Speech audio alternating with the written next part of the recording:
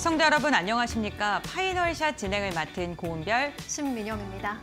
네, 오늘 우리 시장 드디어 2,600선 장중에 돌파하는 데 성공을 했습니다.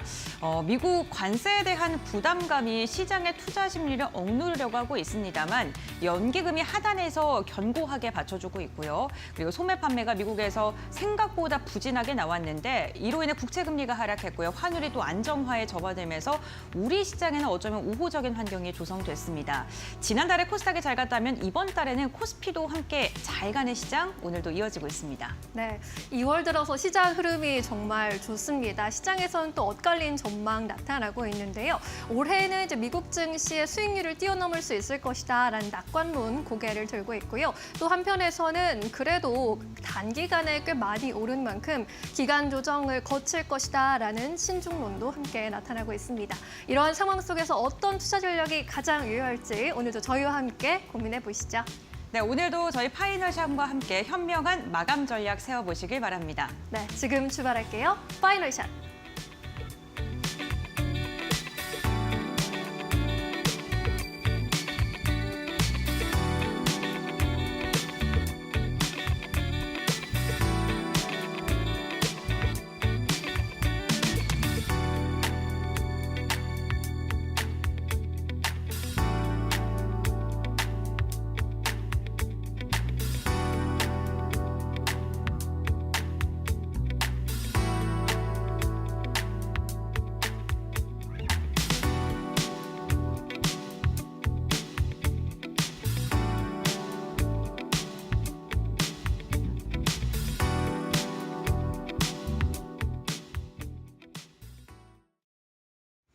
네, 오늘의 시그널 시간으로 이어가 보겠습니다.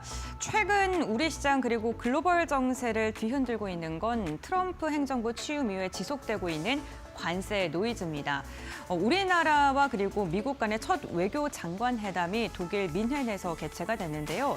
사실 우리나라가 패싱될 수 있다라는 우려가 나왔습니다만 이 회담이 진행된 자리에서 우호적인 이야기가 많이 나온 것으로 확인되고 있습니다. 지금 사진을 보시게 되면요. 얼굴이 잘 보이는 두 명이 보이시죠? 조태열 외교부 장관이고요. 미국의 국무장관이 포함돼서 한미 외교 장관 회담이 진행된 것으로 확인되고 있습니다. 여기서 우리가 잘 알고 있는 이야기 또 한 번 강조가 됐습니다. 미국의 국무장관이요. 우리나라와의 조선 에너지 그리고 반도체 협력을 환영한다라고 이야기를 한 것인데 다시 한번 강조를 했던 게 미국의 LNG 수출을 확대할 것이다라고 이야기를 했습니다. 결국에는 이번 한미 외교 회담에서 나왔던 키워드 세 가지로 축약해 보자면요. 북한의 비핵화 그리고 역시나 조선 부분의 협력, LNG 수출 확대 이 세 가지로 축약할 수 있을 것 같습니다. 다음 장 보시죠. 국내 조선에 대한 이야기는요. 트럼프 대통령이 당선되기 전부터 계속해서 들려왔습니다. 트럼프 수혜주 찾기에 대한 열혈한 이야기가 있었을 때 조선주를 주목해야 된다. 트럼프가 조선을 계속해서 강조하고 있다라고 이야기를 했었고요.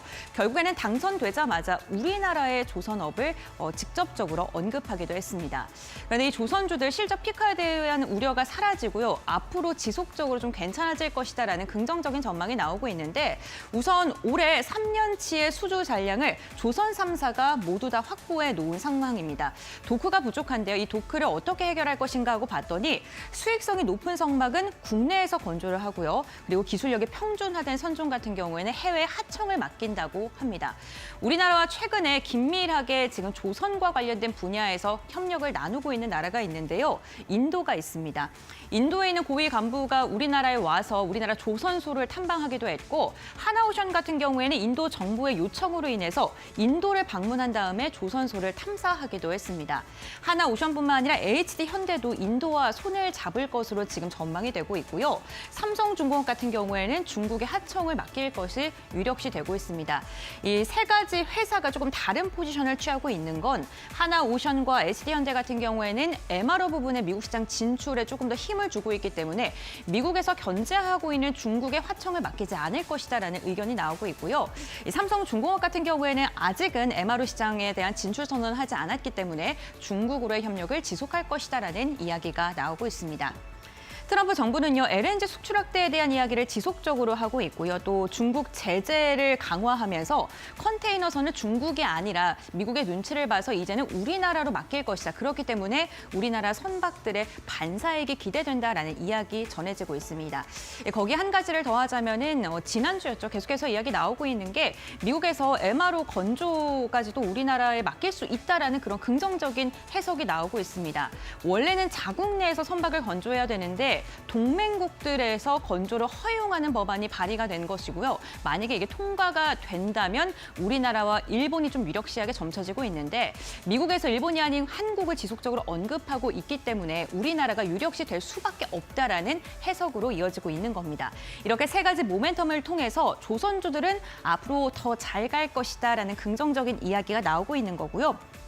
다만 밸류에이션에 대한 부담감은 있죠. 많이 올랐습니다. 조선 3사뿐만 아니라 지금 전반적인 완성 조선 업체들 자체가 주가가 정말 많이 올랐기 때문에 그러니까 앞으로 더 갈 것이냐에 대한 의문은 나올 수밖에 없는데요.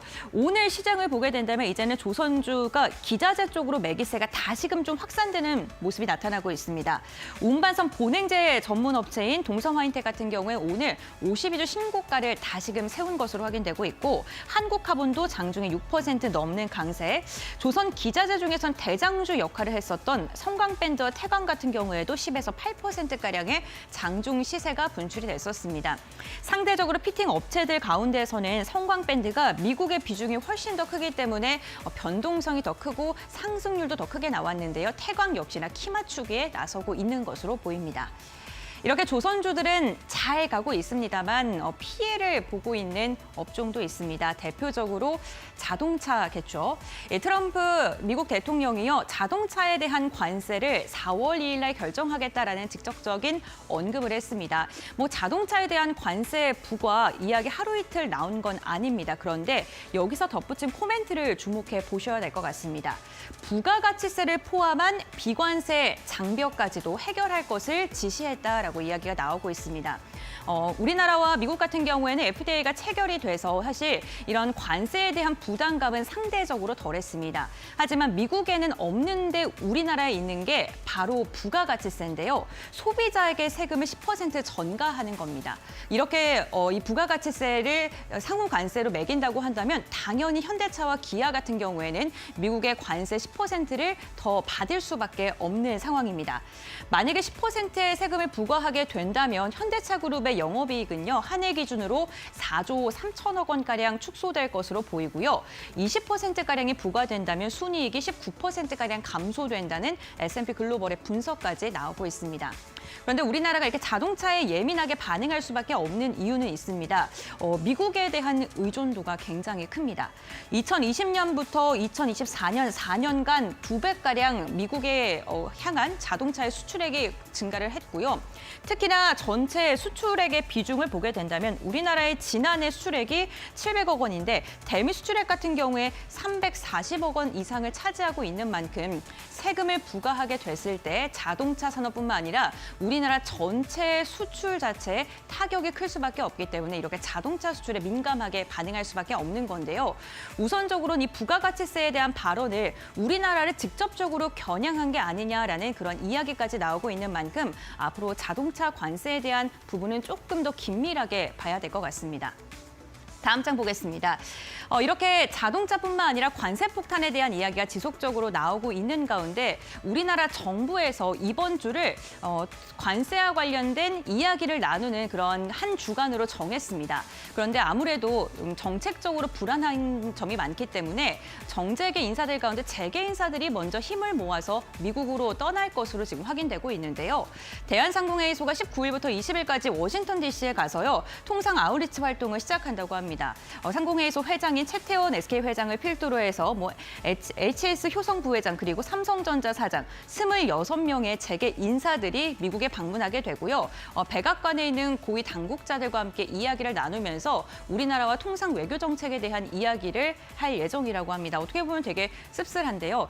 아직도 우리나라는 트럼프 대통령과 이야기를 직접적으로 나누지 못하고 있는 만큼 이런 재계 인사들과 정계 인사들이 고위 당국자들만 이야기를 하고 있는 상황 상황이다라고 보시면 될 것 같습니다. 어쨌든 이 자리에서는요, 5가지 이야기를 전반적으로 할 것으로 보입니다. 미국 에너지 많이 사줄게. 그러니까 우리나라에 대한 관세도 조금은 러프하게 받아줘라. 우리 관세를 너무나 옥죄이지 마라라는 이야기를 좀 집중적으로 하게 될 것으로 보이는데요. 과연 정책의 여러 인사들이 하는 내용 속에서 우리나라의 수출 데이터를 살릴 만한 그런 키포인트가 나올 수 있을지도, 그게 주가의 방향성에 어떠한 영향을 미칠지 이 부분 함께 확인해 보셔야 될 것 같습니다. 이렇게 오늘의 시그널 함께 살펴봤고요. 계속해서 종목 시그널 확인해 보시죠. 네, 종목별로 업종별로 주목받고 있는 이슈들 살펴보도록 하겠습니다. 4가지 뉴스 헤드라인 꼽아봤습니다. 첫 번째 헤드라인입니다. 네, 트럼프의 자동차 관세 압박 소식에 현대차 등 자동차주들이 약세를 피하지 못하고 있습니다. 현대차와 기아, 현대위아, HL 만도까지 일제히 파란불 들어와 있습니다. 트럼프 대통령이 오는 4월 2일부터 수입 자동차에 대한 관세를 부과할 계획이라고 언급하면서 투심이 위축되고 있고요. 키움증권은 트럼프 대통령이 지난 금요일에 자동차에 대한 관세 품목을 추가할 것이라고 발표하는 등 관세 윤곽이 잡혔음에도 디테일에 계속해서 변화를 주면서 상대 국가의 혼란을 유발하고 있다고 설명했습니다. 그러면서 지난주 후반에 자동차 업종의 주가 강세가 관세 예외 기대감에서 기인했다는 점은 감안할 때 이번 주 초반에는 관세 민감 수출주 중심으로 증시의 변동성 출현할 수 있다고 내다봤습니다. 두 번째 헤드라인입니다. 네, 온디바이스 AI 기술주로 관심이 집중되고 있는데요. 심텍과 TLB 같은 종목들의 급등세에 포착이 되고 있습니다. 반도체 테마 안에서 일제히 강세가 나타나고 있습니다. 온디바이스 AI뿐만 아니라 CXL, 의료 AI, PCB 등까지 동반 오름세 확인되고 있고요. 유리기판 관련주 쪽에도 상승세 지속되고 있는데요. 삼성전자가 반도체 유리기판 사업에 진출한다라는 소식 나온 이후로 계속해서 이 테마까지 주목을 받아가고 있습니다. 반도체 관련 자세한 이슈와 앞으로의 전망은 잠시 후에 마켓무버 시간에 더 짚어보도록 하겠습니다. 세 번째 헤드라인입니다.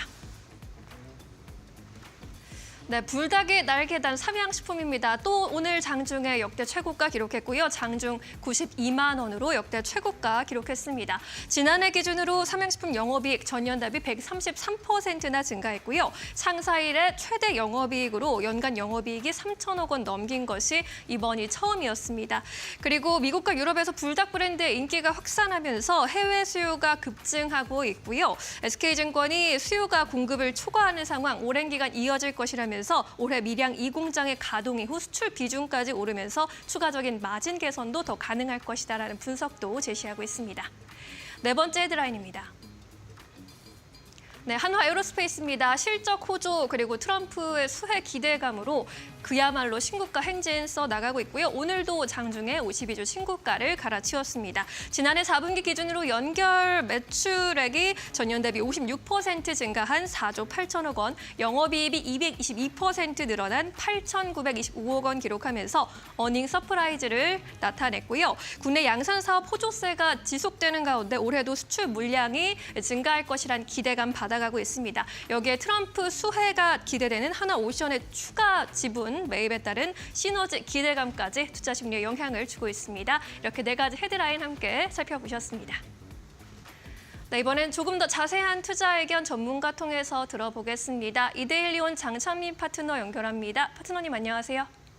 네, 안녕하세요. 이데일리 파트너 장창민입니다. 네, 4가지 소식 전해드렸는데 어떤 소식에 더 주목하고 계실까요? 안 그래도 오늘 시장에서는 아무래도 계속 신고가 행진을 쓰고 있는 하나 에어로스페이스의 모습에 좀 주목하고 있습니다. 요즘 보면 하나 에어로스페이스가 정말 끝없는 상승을 보여주고 있는데요. 하나 에어로스페이스를 중심으로 한 방산 분야의 지배구조 개편이 하나그룹에 좀 성공적이었다. 이런 평가를 좀 받고 있습니다. 연초에 트럼프 효과로 뜨거웠던 조선업보다 방산업이 더 주목을 끌면서 후계자이신 김동관 하나그룹 부회장의 지배력도 강화되고 있는 상황입니다. 이 같은 상황에서 하나그룹의 한 관계자님께서는 기존 버팀목이었던 하나솔루션과 하나건설 등의 영업 손실이 크게 불어나고 있는데 그렇다 보니까 전체적으로 좋지 않았지만 하나에어로스페이스가 아니었으면 실적 측면에서 정말 큰일 날 뻔했다면서 안도의 숨을 좀 내뱉었다고 할 정도로 정말 좀 안도의 한숨을 쉬게 한 하나에어로스페이스였습니다. 이 같은 성장세 때문에 하나그룹의 전반적인 성장을 이끌어낼 수 있었는데요. 지배구조에 대한 이슈도 계속되고 있지만 아무래도 그 바탕은 실적에 있기는 합니다. 방산 수출 급증으로 4분기 실적이 서프라이즈를 기록한 것인데 지난해 매출은 11.4조, 영업이익은 1.7조 원을 달성했고 전년 대비 각각 43%, 190% 증가하면서 2년 연속 최대 실적을 경신하게 됐습니다. 연간 수출 물량은 지난해 처음으로 내수를 넘어서면서 올해 또 해외 수출에 대한 기대감이 더욱더 커지지 않을까 좀 보고 있습니다. 게다가 방산주의 대장인 하나 에어로스페이스의 연일 상승세로 인해서 국내 방산 관련주들도 역시나 좋은 흐름을 보여주고 있는 상황입니다. 그중에서도 휴니드는 작년 9월에 K방산 최초로 전술통신을 수출하면서 강세를 보였던 적이 있었는데요.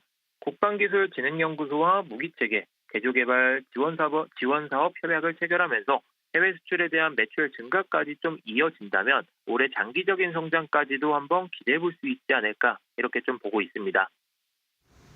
네, 방산주 안에서 휴니드까지 함께 짚어주셨습니다. 이 밖에도 오후장에서 매수 관점으로 보고 계시는 종목 있으실까요? 네, 오후장에서는 아무래도 좋은 흐름을 좀 보여주고 있는 신테카 바이오를 좀 보고 있습니다. 미국 TPD 개발 전문 나스닥 상장 바이오텍과 두 번째 공급 계약을 체결하면서 실적 호전 기대감이 주가를 좀 끌어올리고 있는 상황입니다.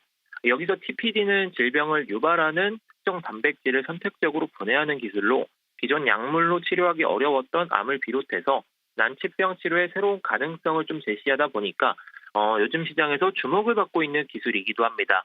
그리고 대전과 충청권을 기반으로 데이터 센터 임대 사업을 본격적으로 전개한다고 밝혔는데요.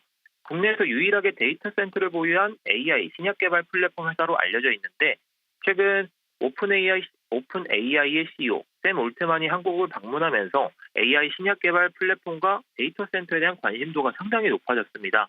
이 덕분에 신테카 바이오의 발걸음에도 이목이 좀 집중되지 않을까 이렇게 생각하고 있고 추가적으로 신테카 바이오의 데이터 센터는 친환경 설계로 비용이 절감되는 부분이 있다 보니까 타사의 서비스 대비 매우 합리적인 가격대의 서비스를 제공할 수 있다고 합니다.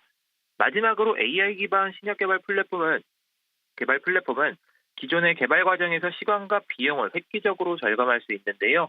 시장 조사기관 그랜드뷰 리서치의 최신 보고서에 따르면 글로벌 AI 신약 개발 시장은 28.8%의 연평균 성장률을 기록하면서 2027년까지 35.5억 달러 이 규모로 성장할 전망이기 때문에 단기적인 관점도 물론 좋지만 장기적인 관점에서도 지켜볼 만한 좀 기업이지 않을까 이렇게 생각하고 있습니다.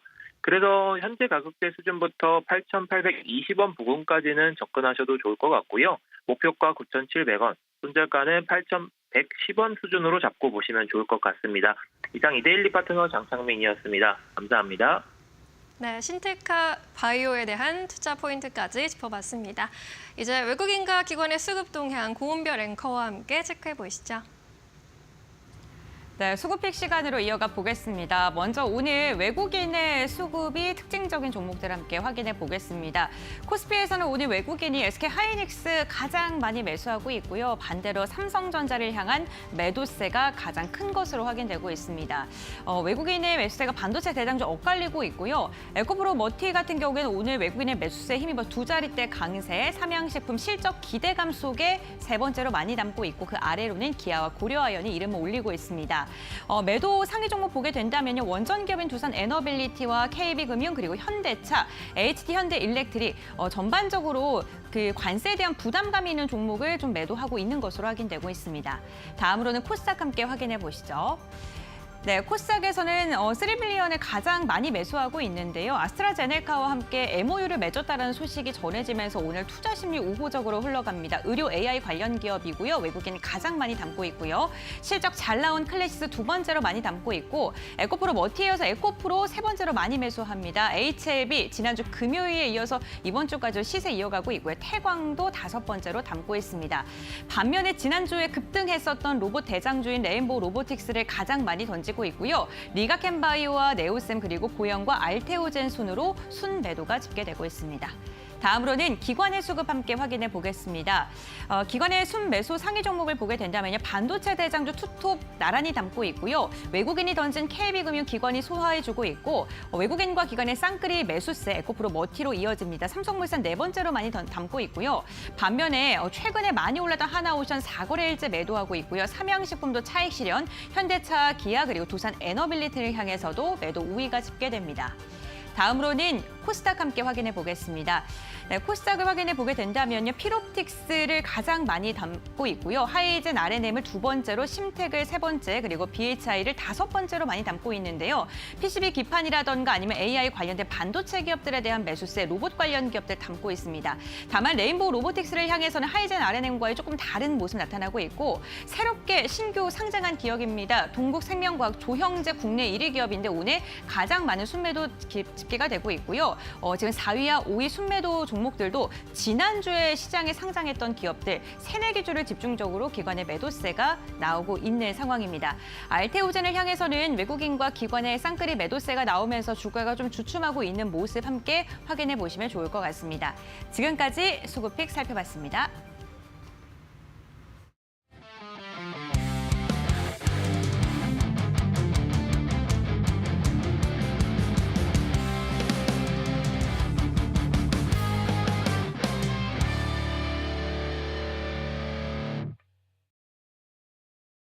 네, 이데일리온 이재선 파트너와 함께하는 만루홈런 시작하겠습니다. 답답한 시장 속에서 확실한 수익을 더해줄 만루홈런 같은 종목들 찾아보도록 하겠습니다. 파트너님 안녕하세요. 네, 안녕하세요. 네, 안녕하세요. 이번 주에도 시장 분위기 밝게 유지가 되고 있습니다. 코스피가 장중에 2,600선에 안착을 했고 코스닥도 연일 전고점을 다시 써나가고 있습니다. 오늘 시장 판세 어떻게 읽고 계실까요? 네, 오늘 시장 판세는 여러분들이 아마 하루 종일 듣지 않으셨을까 싶네요. 자, 월요일만 되면 제가 관세 위협에 시달린다라고 말씀드렸는데 오늘은 환율 영향력이 좀 더 큰 것 같습니다. 그래서 지금 같은 경우에는 환율이 드디어 이제 좀 안정화가 되느냐 이런 얘기가 지금 계속 나오고 있는데 이런 부분 조금 더 지켜보는 게 낫지 않나 싶습니다. 아직까지는 여러 가지 트럼프가 이제 부임한 이후에 정책이 계속 이제 나오는 시점이기 때문에 조금 지켜볼 필요는 있다. 그래도 오늘 너무 긍정적인 이런 흐름이라서 다행이다 정도로 보시면 될 것 같아요. 자, 그래도 관세 같은 경우 2주 전에는 급락을 보이면서 블랙먼데이 같은 모습을 보였었는데 굉장히 공포심이 있었죠. 지난주, 이번 주 월요일 주말마다 트럼프가 계속 관세 얘기를 하고 있는데 별로 신경을 안 쓰고 있다라는 거, 이 부분에 여러분들이 초점을 맞추시면 될 것 같습니다. 반복해서 말씀드리는데요. 이번 트럼프 2기 때 관세는 협상용 카드다라는 거 11월부터 강조해드렸습니다. 지금까지도 유효한 것 같습니다. 이 부분을 여러분들이 계속 까먹지 않고 계속 기억해 나간다라고 하면은 투자하시는데 굉장히 큰 도움이 되지 않을까 싶어요. 그래서 주말에도 두려움을 가질 필요는 없다 정도로 생각하시면 될 것 같고요. 자, 그리고 종목별로 계속 순환매가 계속 돌고 있죠. 좋은 종목들은 꾸준하게 좋은 모습 보이고 있고 그리고 바닥권에서 이제 순차적으로 올라가는 종목들이 나오기 시작하고 있으니까 이런 부분들을 여러분들이 좀 함께 보시면 될 것 같아요. 한 섹터에서 전 종목이 움직이는 게 아니라 순환매가 돈다. 그리고 섹터별로도 순환매가 돈다라는 거, 이런 정도를 여러분들이 잘 체크를 해보셔야 순환매가 한 바퀴 싹 끝나면은 그 다음에 다시 한 템포 휴식하고 또 움직인다. 이런 부분을 계속 이제 시장 사이클이라고 생각하시면 됩니다. 매년 그리고 항상 상승기마다 시장에서 반복되는 부분이니까 이런 거는 여러분들이 경험 삼아서 계속 익혀두시면은 너무나도 좋은 포인트가 될 것 같습니다. 대신 빠르게 올라오는 종목들 있죠. 추세를 그리면서 상하파동 그리면서 가는 종목들 말고 갑작스럽게 급등이 나오고 2연속으로 거의 준상한가 수준으로 올라간다거나 하는 종목들, 이런 종목들 같은 경우에는 여러분들이 일부 비중 조절하거나 차익 실현을 하고 눌림목에서 다시 본다라는 것, 단기적으로 30-40% 조정 나온다라고 했습니다. 많이 보실 거예요, 여러분들. 매도 타이밍 놓쳐서 마이너스 전환되는 이런 모습까지도. 그러니까 이런 부분을 여러분들이 항상 명심만 하신다라고 하면은 지금 시장 대응 전략은 어렵지 않은 것 같습니다. 자, 코스피 지수 간단하게만 보고 갈게요. 지금 위쪽으로 쓱 올라오면서 2,600까지도 뭐 안착했다라고 말씀하셨는데 뭐 큰 의미를 갖느냐라고 하면 저는 그렇게 의미를 크게 두지는 않습니다. 한 2,700 정도까지는 의미를 좀 두지 않을까 싶은데요. 이 정도까지는 언제 올라와도 이상하지 않다라고 말씀드렸습니다. 쉽게 말씀드려서 일본에서 금리 정책 거꾸로 간다라고 해서 작년에 이제 크게 밀렸었는데 이 여름에 여러분들 공포심 기억하고 계실 거예요. 그 이후에 일본은 다 회복이 됐는데 우리나라는 아직 이 구간도 회복이 안 됐다라고 말씀드렸습니다. 일본으로 치면 뭐 한 4만 포인트쯤 되는데 그 구간까지 올라온 게 우리나라는 한 2,700포인트 정도 됩니다. 이게 올라왔다가 아니라 그냥 과거에 지하실 내려갔던 게 1층까지 오는 정도가 2,700 정도라고 생각하시면 돼요. 이 정도까지 체크하시면 되고 코스닥 같은 경우도 마찬가지입니다. 제가 그래서 저 700포인트 중후반 정도, 한 780 전후 정도까지는 어렵지 않게 올라옵니다라고 말씀을 드렸었는데 이제 얼마 안 남았습니다, 여러분. 이번 주에도 뭐 700포인트 중후반 정도는 이제 갈 수 있는 벌써 중반까지 올라왔습니다. 그래서 목표치에 거의 다 도달하지 않았나 싶은데요. 이 목표치 올라온 다음에 코스닥이 이 개별 성향이 좀 강한 증시죠. 그러다 보니까 이 구간을 또 빠르게 넘어갈 것이냐 아니면 여기서 한 템포 숨고르기라고 갈 것이냐 이 정도 차이만 보시면 될 것 같습니다. 환율이 이렇게 우호적이라고 하면은 좀 빠르게 움직일 수도 있겠지만 만약에 그렇지 않다, 뭐 다른 뭐 이슈들이 나와서 우려감을 좀 표한다라고 하면은 잠깐 휴식 구간 나올 수 있는데 그 휴식 구간마저 돌파를 위해서 이보 전진을 위한 일보 후퇴다 정도로 생각하시면은 깔끔하지 않나 싶습니다.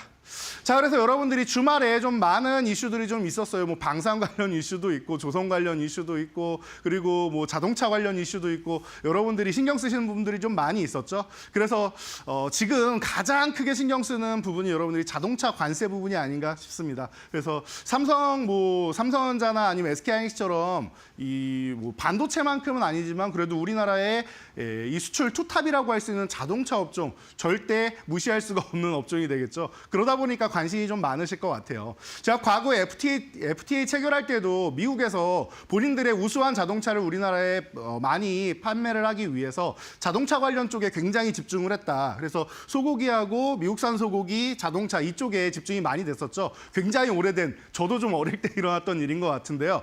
자, 그런데 결과를 놓고 뚜껑을 열어보니까 우리나라 자동차 산업이 엄청나게 발전을 하면서 오히려 현대기아차가 미국에 판매를 굉장히 많이 하기 시작합니다. 여러분들 이 표를 보시면 멕시코가 1위고 한국 2위, 일본이 3위 이렇게 돼 있는데 우리나라가 일본을 지금 제치고 올라올 정도로 돼 있어요. 그리고 수치상으로 2위인데 멕시코 같은 경우는 미국의 생산 기지 정도 역할이에요. 그러다 보니까 실질적인 미국에 이제 수출하는 국가 1위는 어떻게 보면 우리나라랑 일본이 이제 1위 쟁탈전을 펼치는 이 정도가 아닌가 싶습니다. 그러다 보니까 여러분들이 이런 부분에 대해서 4월 1일 날 관세 시행하면 어떡하나 고민 많이 하실 텐데요.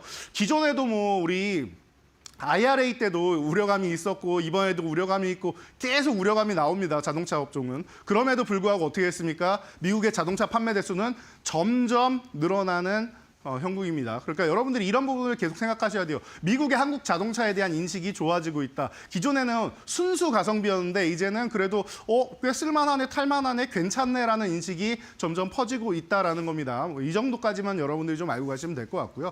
벌써 미국의 수출액이 뭐 50조 원이 넘는다라고 하는데 이런 부분을 여러분들이 잘 생각하시고 이제 한국이 지금 미국에 판매하는 자동차의 8.6%, 일본이 8.2%라고 하는데 둘이 합쳐서 16% 중반 이 넘어갑니다. 거의 17% 가까이 되는데 이러다 보니까 미국에 대해서 일본하고 한국이 중심이다라고 하면은 또 하나 생각하셔야 돼요. 협상 카드다라고 하면은 우리 조선업종이나 이런 부분에 대해서 지금 계속 트럼프가 한국과 일본에 러브콜을 보내고 있죠. 그러면 협상 카드로 다른 부분을 좀 제시하면서 자동차 부분의 수출을 계속 이제 꾸준히 이제 이어 나갈 수 있는 방안을 좀 모색하면 되지 않을까라는 뭐 생각도 저는 해보고 있습니다. 그래서 이런 부분에 대해서는 외교적으로 우리나라가 좀 잘 대응했으면 하는 바람이 있으면서 오늘은 자동차 관련주 다시 한번 되짚어보기를 해야 될 것 같아요. 벌써 한 달 됐습니다. 제가 한 달 전에 그렇게까지 큰 타격은 없지 않을까, 협상을 잘하지 않을까 싶다라고 말씀드리면서 소개해드렸었는데 뭐 크게 움직이지는 못했습니다. 아직까지 우려감이 좀 있는 것 같은데 이런 부분에 대해서 오늘 같이 한번 어떤 타이밍에 공략해야 되는지 살펴볼 테니까요. 오늘도 이 시간 우려감 많으신 분들도 계실 텐데 함께 관심 가져보시기 바랍니다. 네, 안 그래도 오늘 자동차 섹터를 점검해야겠다라는 생각이 들었는데 좋은 주제를 또 잘 선별해 오셨습니다. 자동차 관련주 안에서 오늘 또 득점 낼 수 있는 종목들 살펴보도록 하겠습니다. 안타 종목 들어갑니다. 기아 꼽아 오셨는데 오늘 현재 구간에서 1%가량 역시나 밀려나고 있거든요. 투자 전략 어떻게 세워보면서 접근을 해봐야 할까요?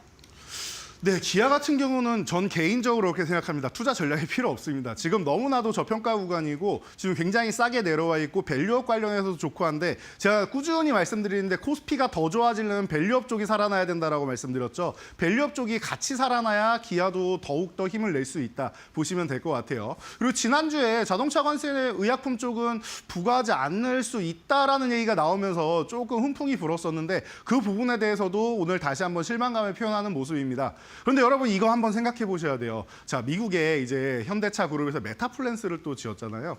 그래서 메타플랜트를 통해서 이제 미국에서 직접 전진기지에서 생산을 한다라는 측면에서는 현대기아차를 그렇게까지 극심하게 타박하기는 좀 어렵지 않겠느냐라는 생각을 해볼 수 있겠습니다. 계속 이런 식으로 나가면 누가 미국에다가 계속 공장을 계속 짓고 일자리를 마련해주고 하겠습니까? 그래서 이런 부분에 대해서는 사실 트럼프 대통령이 아무리 관세해가지고 압박을 해도 이런 뭐 조지아 부분이나 아니면 캘리포니아 부분이나 이런 쪽 주지사들하고 계속 마찰이 좀 있었던 거 여러분들 많이 들어보셨을 겁니다. 그러다 보니까 이런 부분에 대해서 잘 살펴봤더니 현대차 같은 경우에는 또 중국산 부품 쓰는 거 아니냐라고 해서 지난번에 제가 한 달 전이었죠.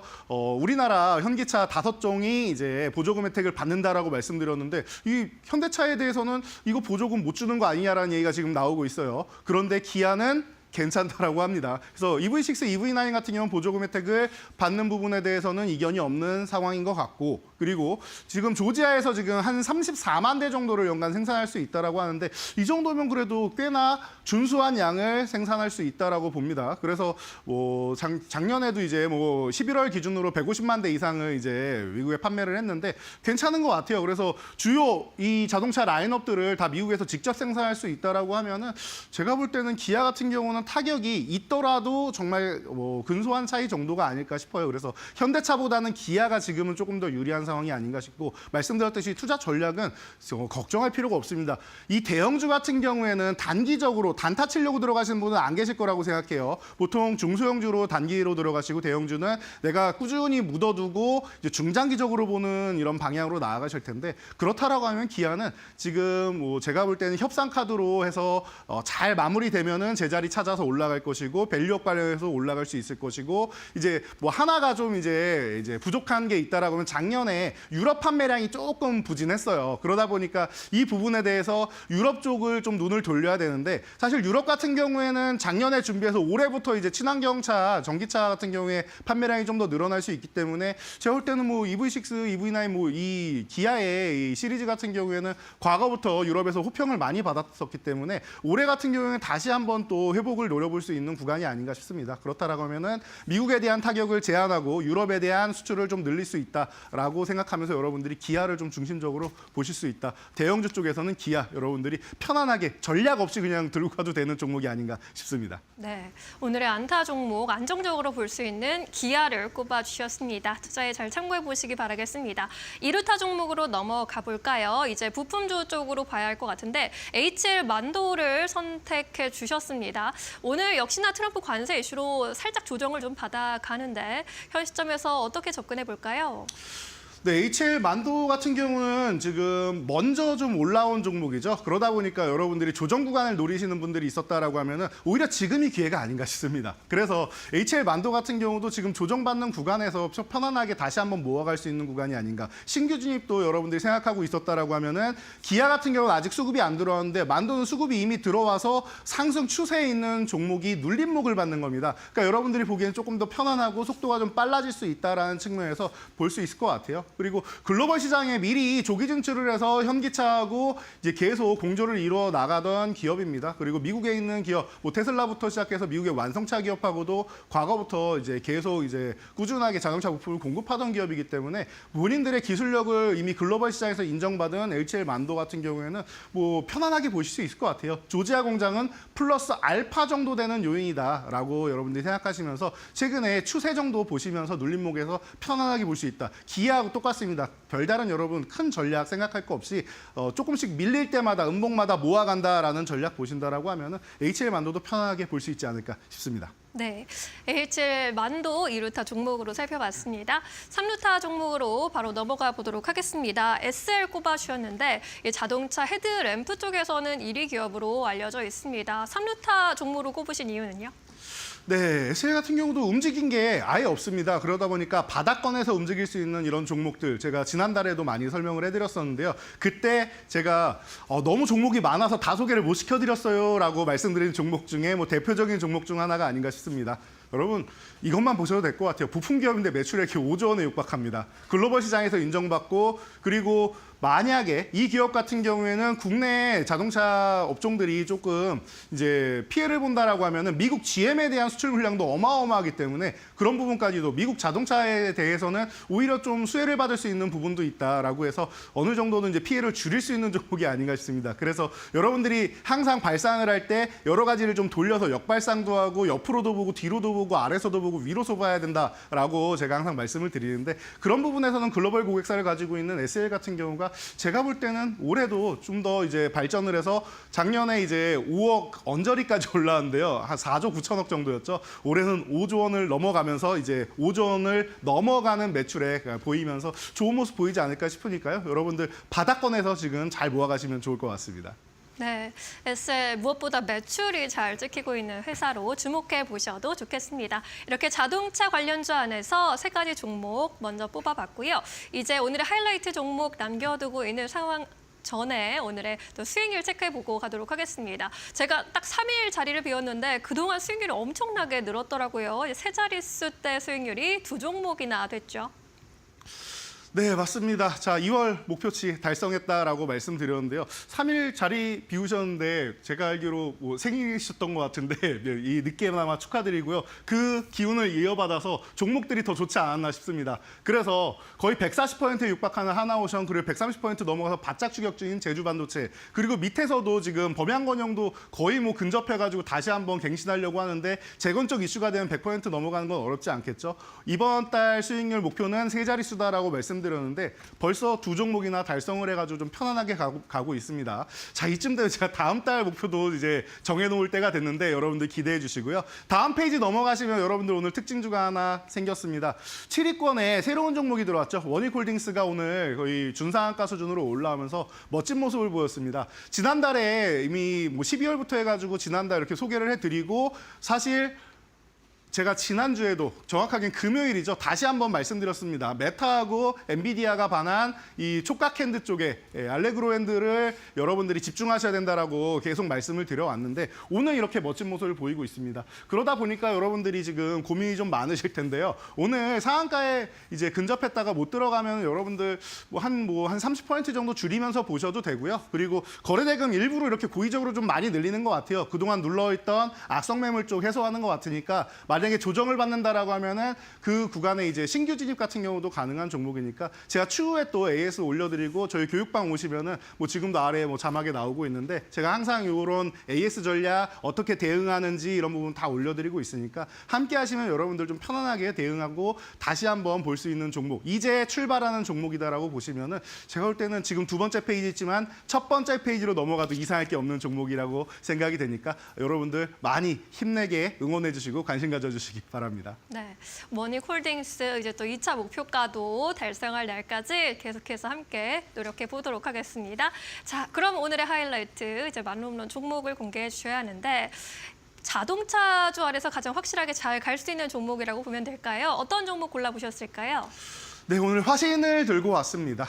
자, 분명히 지난번에도 제가 한 달 전에도 이 종목에 대해서 여러분들 집중하셔야 됩니다라고 말씀드렸는데 이번에는 제가 볼 때 말로 홈런 충분히 가능할 것 같아요. SL이나 뭐 기아나 이런 종목들은 아직까지는 수급이 제대로 들어오지 않았다라고 제가 말씀을 드렸는데 화신 같은 경우는 지난주에 이미 한번 양봉을 멋지게 세워주면서 기술적으로도 좀 모양을 잘 만들어 놓은 기업이에요. 그래서 뭐 현대차그룹의 확실한 1차 협력사고 워낙 뭐 유명한 종목이다 보니까 여러분들도 아무래도 이제 자동차 좋아하시는 분들은 좀 많이 들어보셨을 텐데요. 뭐 셰시나 배터리팩 케이스, 기존의 완성차부터 시작해서 지금 전기차까지 넘나들면서 이제 활약을 하는 기업이다 보니까 뭐 현대차그룹에서 명확하게 지금 매출이 찍힐 수 있는 기업이다라는 거 체크 한번 해보시면 될 것 같고요. 작년 하반기에 이제 메타 플랜트 이후로 이제 본격적인 실적이 이제 폭발적으로 성장할 거다라는 말씀을 드렸는데 그 부분은 이제 올해 여러분들이 1분기 실적만 확인하셔도 될 겁니다라고 말씀드렸었죠. 여러분들 기대해 보시면 좋을 것 같아요. 그래서 대응 전략 같은 경우는 간단합니다. 지금 현재 가격이 지금 7,100원 전후에서 이렇게 움직이고 있습니다. 그런데 잘 보시면은 지난주에 이미 한번 시장에 관심을 받았죠. 그래서 장대 한봉을 만들어 놓고 두 번의 음봉 그리면서 살짝 쉬고 있는 이런 모습 아주 좋은 것 같습니다. 그래서 음봉 나올 때마다 여러분들 밀릴 때마다 좀 모아가는 제가 활화산 기법 과거에 소개해드린 그 기법에도 해당되는 이런 예쁜 모양인데 이런 조정받는 구간에서 여러분들이 포착한다라고 하면은 너무나도 뭐 편안하지 않을까 싶습니다. 그래서 지금 7,100원 전후 좋고요. 10,000원 구간, 1차 목표 찾는데 너무 높죠. 10,000원 구간까지 1차 목표라고 봅니다. 10,000원 아래 있을 종목은 전 아니라고 생각하고요. 2차 목표치는 12,000원까지 여러분들이 보시면 될 것 같습니다. 그리고 손절가는 6,700원 이탈하면은 제가 조금 여유 있게 드렸어요. 6,800원 드릴까 하다가 이게 흔들림 정도는 나올 수 있어요. 중간에 관세 이슈든 뭐든 나올 수 있어서 IRA 이슈도 있고 뭐 여러 가지 있으니까. 그래서 흔들림까지 고려해서 6,700원 말씀을 드렸는데 사실 자동차 관련주들은 지금 구간에서는 뭐 손절을 그렇게 크게 고려할 구간은 저는 아니라고 생각하는 아예 바닥 구간이기 때문에 여러분들이 좀 안정적으로 볼 수 있지 않을까 싶어서 제가 오늘 준비를 했으니까요. 너무 걱정하지 마시고 우리나라에서도 잘 협상을 해가지고 큰 피해 없이 잘 올해 이제 기회를 맞이한 이런 자동차 업종인 만큼 크게 다시 한번 성장하기를 기대해 보도록 하겠습니다. 네, 자동차 업종이 위기를 기회로 잘 살릴 수 있기를 바라겠고요. 화신 2차 목표가 달성해서 만놈놈 배지를 또 달 수 있을지 주시해 보도록 하겠습니다. 저희는 내일 다시 또 도전하도록 하겠습니다. 오늘도 자세한 설명 고맙습니다. 감사합니다.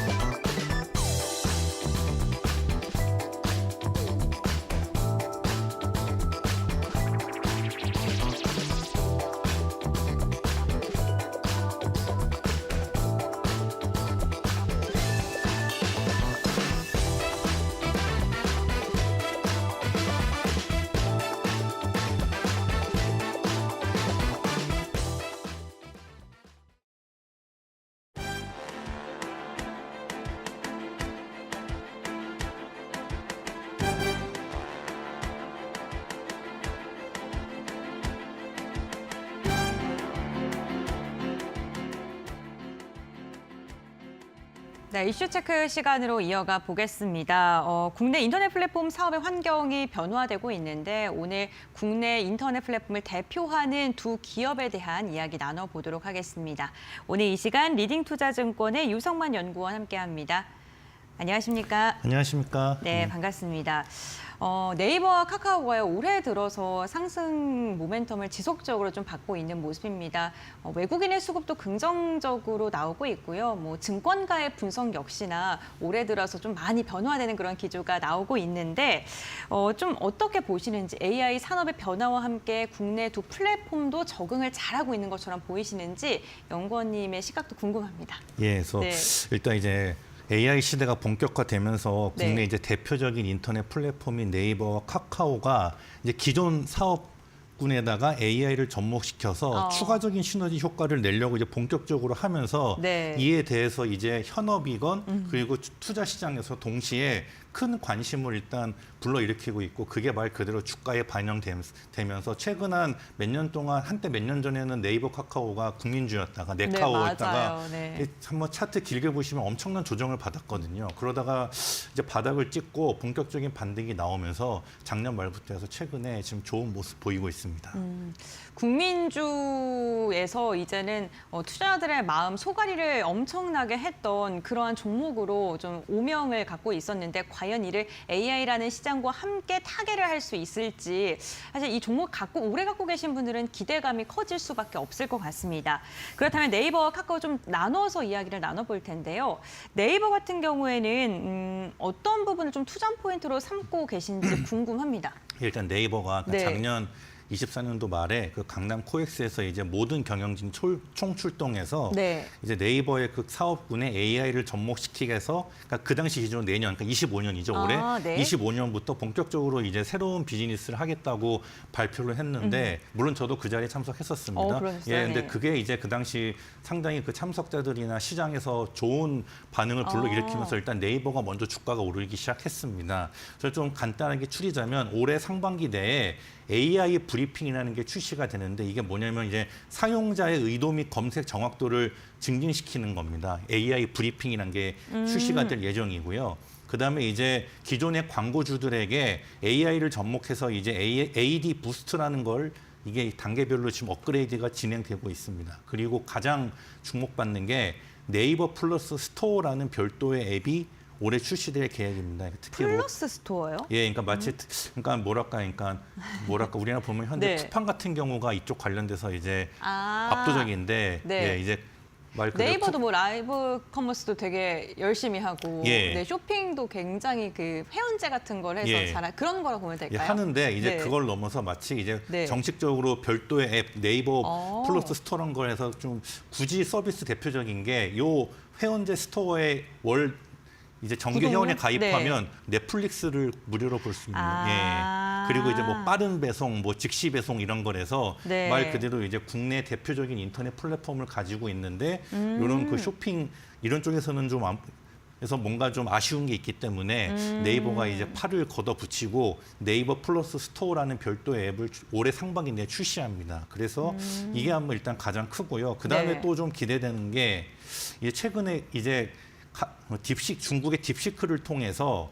LLM의 중장기 투자 비용에 대한 걱정이 확 줄었습니다. 그렇죠. 그러니까 이제 네이버가 대표적인 클로바 서비스가 있는데 네. 작년 초반에만 해도 좋았다가 다 좋은데 과연 이게 너무 비싸요. 오픈 AI나 이런 데처럼 네. 막대한 자금을 투자할 수 있을까? 그러니까요. 걱정이 네. 됐었는데 딥시크를 보고서 생각보다 돈이 안 들겠네. 네. 그래서 물론 당장 이게 딥시크에 그걸 적용할 수 없지만 아무튼 중장기적인 LLM에 대한 이 캐펙스에 대한 우려감이 사라지면서 최근에 이런 이 효율적인 금액으로 AI를 구축할 수 있지 않겠는가 하는 기대감이 있습니다. 네이버 투자 포인트를 짚어주신 게 사실 네이버 같은 경우 카카오랑 좀 다르게 독자적인 AI 생태계를 구축하겠다가 가장 그 AI 시장에서 갖고 있는 기조이기 때문에 투자 금액에 대한 그런 의문이 항상 있었는데 그게 딥시크가 좀 저비용으로 해결할 수 있다라고 이야기 나오면서 그 부분을 좀 완화했다라고 말씀해 주신 것 같고요. 그런데 사업부가 뭐 열심히 투자도 하고 있고 잘하고 있고 그렇지만 모든 사업부가 다 잘 가지는 않거든요. 예. 특히나 기대를 되게 많이 했었던 콘텐츠 관련 분야. 예. 네, 사실 중국의 콘텐츠 쪽이 좀 우리나라에서 이제 좀 없어지면서 그러면은 네이버 그리고 우리가 숲이죠, 그렇죠?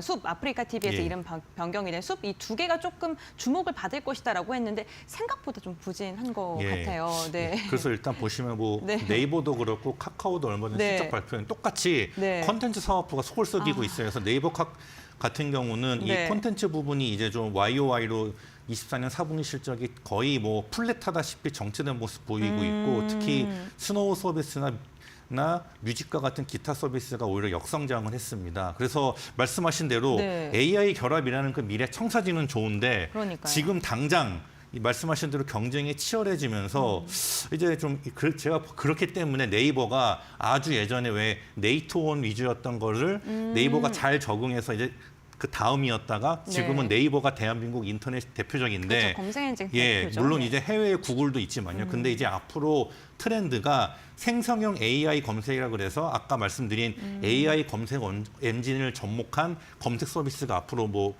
뭐죠? 대세가 될 겁니다. 대표적인 게 뭐 해외 퍼플렉시티 이런 게 있고요. 예.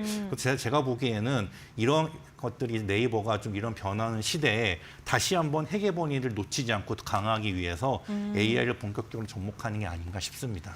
제가 그 검색 엔진에 대한 이야기를 계속 해주시는데 사실 아직 잘 가늠이 안 돼요. 예. AI를 통한 검색 엔진 얼마나 더 정확하게 검색을 해주는 건지 사실 잘 이렇게 그림이 잘 안 그려지거든요. 예. 네, 뭐 저희가 뭐 이렇게 확실히 좀 그림을 그려볼 만한 예시가 있을까요? 검색을 하게 되면은 뭐 다른 것도 다 그냥 뜨잖아요, 검색 예. 엔진이. 네. 그러니까 말 그대로 이제 그냥 일반적인 검색은 단순하게 뭘 찾으면은 이렇게 그에 따른 결과만 뭐 음식 맛집을 하면은 네. 그러니까 뭐 예를 들면 뭐 대전 맛집 나오는 건데 생성형 AI를 하면은 그 사람의 의도 및 추가적인 그 예상되는 검색어까지 해서 보다 더 확장된 결과가 나오게 됩니다. 예, 그래서 그걸 통해서 단순한 검색을 넘어서 소비자들이 다른 걸 구매까지 유도하게끔. 예. 그러니까 뭐랄까 일종의 뭐 사람 치면은 시키면 그것만 하는 수동적 사람에서 네네. 조금만 시켜도 알아서 이 사람이 이런 걸 나에게 입력했으니 이러한 것들이 더 원하겠지. 그거를 좀 일종의 능동적인. 예. 뭐 또 예를 들면 예. 그 제가 음식으로 비유하자면은 뭐 치킨을 뭐 맛있게 예. 먹었는데 뭐 매운맛 치킨을 자주 시켰으면은 매운맛 치킨 맛집 치킨만 예. 검색해도 막 그런 게 나온다는 또 거예요. 치킨을 네. 뭐 많이 또 네. 썼으면 그거에 따라서 다른 음식도 많이 그거를 구매했으면 그것까지 같이 나오게끔. 예, 또 그게 하나의 검색 엔진이 아닌 여러 검색 엔진을 사용하기 때문에 네. 더욱더 다양한 정보가 이렇게 활용할 수 있습니다. 네, 알겠습니다. AI는 역시 AI 시장의 네이버가 이를 타개하기 위해서는 검색 엔진 부분에 대한 선제적 대응이 무엇보다 필요하다라고 이야기해 주셨고 이번에 카카오 한번 들어볼 텐데요. 그 네이버가 자사의 기술력을 바탕으로 해서 자체적인 AI 개발에 나선다라고 했으면 카카오는 또 오픈 AI에 대한 협력, 이 이야기가 나오면서 갑자기 주가가 급등을 했습니다. 투자 포인트 어떤 부분 좀 보고 계실까요? 예, 그래서 이제 작년 말만 해도 네. 네이버는 뭔가 좀 시장에서 변화하는 받아들일 것 만한 같고. 청사진을 네. 발표했는데 맞아요. 네이버는 카카오 뭔가 아쉬웠거든요. 맞아요. 그래서 작년 말쯤에 이제 그 뭐 카카오 대표님과 비롯해서 한번 이렇게 자리를 가졌는데 작년 네. 말 기준으로 내년에 네. 뭔가 엄청난 구체적인 걸 준비하고 있다고 하셔서 과연 뭘까 했는데 저도 샘 알트먼 씨가 상상도 저조차도 아니 이게 진짜인가 깜짝 놀랐습니다. 네. 그래서 제가 안 그래도 오늘 방송 출연해서 네. 방금 전에도 한번 카카오 측에 확인을 해봤는데 아직 그 오픈 AI와의 구체적인 그 서비스 출시 일자나 구체적인 건 발표할 수는 없지만 네. 대략적인 걸 말씀드리자면 이 오픈 AI의 그 최첨단 이런 LLM을 활용하고 카카오가 우리나라의 그 대표적인 절대적인 플랫폼 지배자지 않습니까? 그렇죠. 그걸 활용해서 단순 AI 에이전트를 넘어서 AI 어시스턴트. 그러니까 마치 옛날 그 마블에 보면 약간 자비스 같은 거 있잖아요. 알아서 딱딱딱딱 해주는 이제 그런 서비스를 지금 준비하고 있다고 합니다. 그래서 그와 관련된 이제 구체적인 거는 제가 보기엔 올해 하반기쯤에 아마 공개되지 않겠는가. 이렇게 보고 있고요. 그래서 일단 오픈 AI 이전에 카나나 서비스를 먼저 별도의 앱으로 출시를 하는데 카나나는 좀 스타트 차원이고 올해 하반기쯤에 오픈 AI와 카카오톡의 본격적인 이런 서비스가 아마 출시될 것으로 기대하고 있습니다. 네, 사실 뭐 네이버도 그렇고 카카오도 그렇고 AI 검색과 관련해서 우리나라의 기술력이 막 혁신적인 느낌을 주지 않았기 때문에 우리 투자자분들께서도 언제쯤 이런 기술력을 증명할 수 있을지에 대한 궁금증 갖고 계셨을 것 같은데 우선 오픈 AI 협력에 대한 이야기 긴밀하게 계속해서 진행이 되고 있다고 하고요. 올 하반기쯤에 또 구체적인 이야기 계속해서 나올 수 있다고 하니까요. 카카오 보유하고 계신 또 관심 갖고 계신 분들은 이 부분 좀 염두하시면서 투자 포인트 세우셔야 될 것 같고요. 사실 가장 중요한 게 협력도 협력인데요. 기업이다 보니까 그러면은 이 모델을 통해서 얼마만큼의 수익성을 낼 수 있느냐, 돈을 벌어올 수 있느냐가 가장 중요할 것 같거든요. 네, 어떻게 보세요? 그래서 말씀하신 대로 네. 카카오도 네이버처럼 당장 24년 4분기 실적이 좀 기대 못 미쳤어요. 맞습니다. 역시나 이제 콘텐츠 쪽 뭐 게임이나 뭐 이런 뭐 피코마나 뭐 여러 가지 콘텐츠 부분이 많이 엔터테인먼트나 미디어가 부진했거든요. 그래서 여기 카카오도 이러한 경쟁이 심화된 환경을 알기 때문에 AI를 통해서 본격적으로 새로운 돌파구를 마련하라고 하는데 카카오도 고민이 카카오톡 같은 게가 절대적인 트래픽을 창출하고 있는데 문제는 그게 수익 창출, 모니타이제이션으로 이어지지 않고 있습니다. 그래서 이제 저도 그런 질문을 했고요. 그래서 카카오 쪽에서는 AI를 통해서 단순 트래픽을 넘어서 실시간으로 수익 창출이 가능한 걸 제시를 해서 그의 트래픽에 따른 그런 모니타이제이션과 수익 창출 전환율이 높아지게끔 노력을 하겠다고 합니다. 근데 그와 관련된 구체적인 서비스는 올해 아마 하반기쯤 확인하실 수 있을 거라 보고 있습니다. 저 이 부분 아쉽네요. 뭐 예. 실적이 사실 찍혀야지 이게 확실한 건데 예, 맞습니다. 아직도 좀 미래에 예. 나올 것이다라고 이야기를 하고 있다는 예. 것만 좀 알고 염두하시고 전략을 세우셔야 될 것 같고요. 연구원님께서 오늘 또 들어오시기 전까지 그렇게 관계자 측이랑 또 전화를 하고 오셨다고 하니까 자주 나오셔서 이렇게 살아있는 정보 많이 주십시오. 아, 너무 고맙습니다. 네, 알겠습니다. 오늘 유성만 연구원과 함께 네이버와 카카오에 대한 이야기, 국내 인터넷 대표 플랫폼에 대한 이야기 나눠봤고요. 오늘 말씀은 여기까지 듣겠습니다. 고맙습니다. 네, 고맙습니다.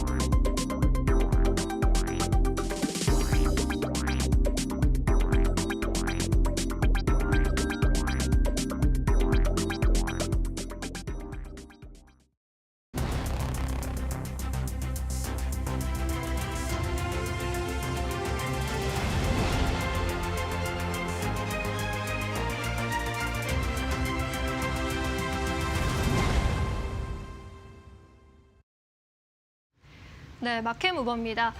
작년과는 사뭇 다른 흐름을 보이고 있는 우리 시장 이야기 좀 나눠보도록 하겠습니다. 올해는 작년과 다르다는 이야기 많이 들려오고 있는데요. 코스피가 월요일장 기준으로 2,600선에 안착을 했고요. 코스닥도 연일 연고점을 다시 써나가고 있습니다. 시장에 활기가 돌고 있고 또한 그동안은 좀 부정적인 부분에 시장이 집중을 했다며 이제 긍정적인 부분에 더 집중을 하고 있다라는 평가 들려오고 있는데요.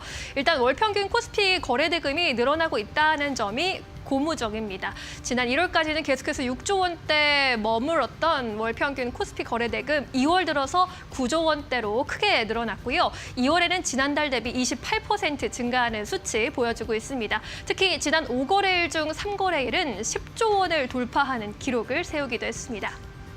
그리고 빚을 내서 투자하는 이른바 B2 신용융자의 경우에 잔고가 지난 13일 기준으로 17.2조 원을 나타내기도 했습니다. 작년 11월 5일 이후로 최고 수준을 기록하고 있는 건데요. 이렇게 긍정적인 시그널 나타나고 있는 상황 쪽에서 어떠한 분석 나타나고 있는지 또 살펴보도록 하겠습니다. 삼성증권에서는 우리 아이가 달라졌어요라는 분석을 하고 있습니다. 낙폭 과대 업종이 순환매를 거치면서 동반 상승하고 있다라는 평가고요. 아직도 불확실성이 상존하고 있지만 그래도 과도한 우려보다는 낙관이 필요한 시점이다라고 조언을 하고 있습니다. 다만 업종 간의 순환매가 매우 빠르게 나타날 수 있는 시점이기 때문에 배틀을 짧게 젓는 전략이 유효하다라는 또 코멘트도 함께 제시하고 있습니다. 우리은행에서는 올해 코스피 수익률이 5년 만에 미국의 수익률을 뛰어넘을 것이다라고 전망을 하고 있는데요. 그렇게 보는 데는 세 가지 이유가 있습니다. 일단 첫 번째로 조선과 방산 등의 뚜렷한 주도주 효과를 바라보고 있고요. 두 번째로는 삼성전자의 주가 흐름이 반전을 하고 있다라는 점에 주목하고 있습니다. 세 번째로는 미국 증시가 고평가의 구간에 있는 반면에 한국의 저평가 구간에 놓여 있는 상황이 대립하면서 한국 증시의 수익률이 돋보일 것이다라는 전망을 내놓고도 있습니다. 하지만 아쉬운 것은 여전히 외국인의 수급이 추세적으로 돌아오지 않았다는 부분인데요. SK증권의 리포트도 함께 보도록 하겠습니다.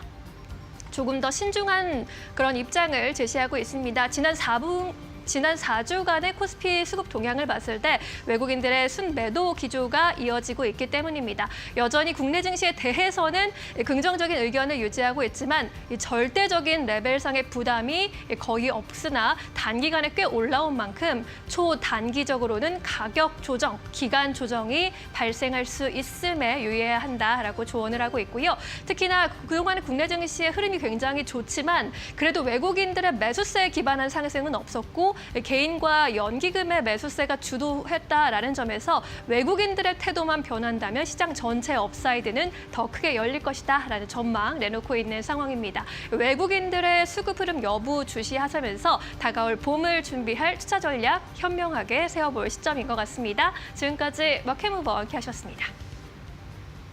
네, 마켓무버 계속해서 이어가 보겠습니다. 이번에는요, 우리 시장을 오늘 움직인 이슈에 대해서 이야기 나눠보고요. 관련해서 주목해볼 만한 종목 알아보겠습니다. 오늘 이 시간 지시인포의 박근호 이사, 최영지 전문가 함께합니다. 안녕하십니까? 안녕하십니까? 안녕하세요. 네, 반갑습니다. 오늘 저희가 나눠볼 이야기는요. 의료 AI 관련 기업들 요즘에 종목별로의 순환매 나오면서 굉장히 잘 갑니다. 과연 두 분께서는 이 여러 가지 종목군들 가운데 어떠한 종목을 눈여겨보고 있는지 의료 AI 관련해서 원픽 한 종목씩 알아보겠습니다. 먼저 박근호 이사님 종목 어떤 걸까요? 네. 저는 루닛을 골랐는데 네. 아마 제가 안 골랐으면은 하셨을 것 같아요. 그래서 뭐 이 종목이 대장 종목이니까 그래서 저는 루닛을 선택을 했습니다. 루닛 선택하셨고 그렇다면은 전문가님은 어떤 종목일까요? 네, 저는 클래시스를 골랐습니다. 의료 AI 중에서도 의료 미용과 관련된 종목도 골랐고 이제 투자 포인트 좀 알아보도록 하겠습니다. 먼저 이사님 먼저 말씀해 주시죠. 루닛 워낙 뭐 유명한 종목이라 사실 그쵸? 뭐 시장에서 모르시는 분 안 계실 것 같은데 이제 우리가 병원 가서 뭐 CT나 MRI 같은 걸 찍으면은 어디가 잘못됐는지 병이 있는지 그것을 판독해주는 AI 프로그램이죠. 저는 이제 이 루닛을 보면서 가장 좀 궁금했던 점이 어떤 점이냐면 루닛이 과연 돈을 이제 매출은 굉장히 늘고 있죠. 아직까지는 뭐 적자가 계속 늘어나고 있는 상황이긴 합니다만은 매출이 어떻게 저렇게 늘어날까? 그러면 돈을 어떠한 방법으로 버는지가 상당히 궁금해서 그 부분들을 좀 알아봤는데 아마 시청자 여러분들도 안 하신 분은 그렇게 많지는 않으실 것 같아요. 설명 좀 드려보도록 할게요. 두 가지를 설명을 드리도록 하겠습니다.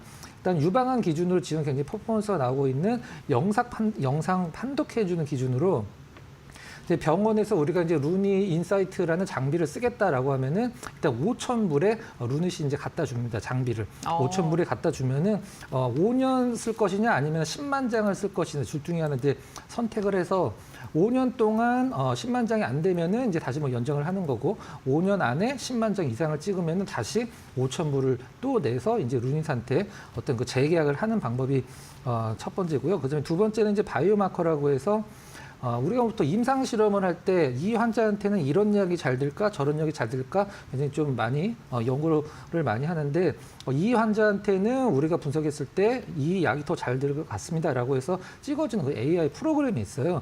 루닛 스코프라고 부르는데 이거는 환자당 작게는 800불 그다음에 크게는 한 1,000불 정도 받는다라고 그래요.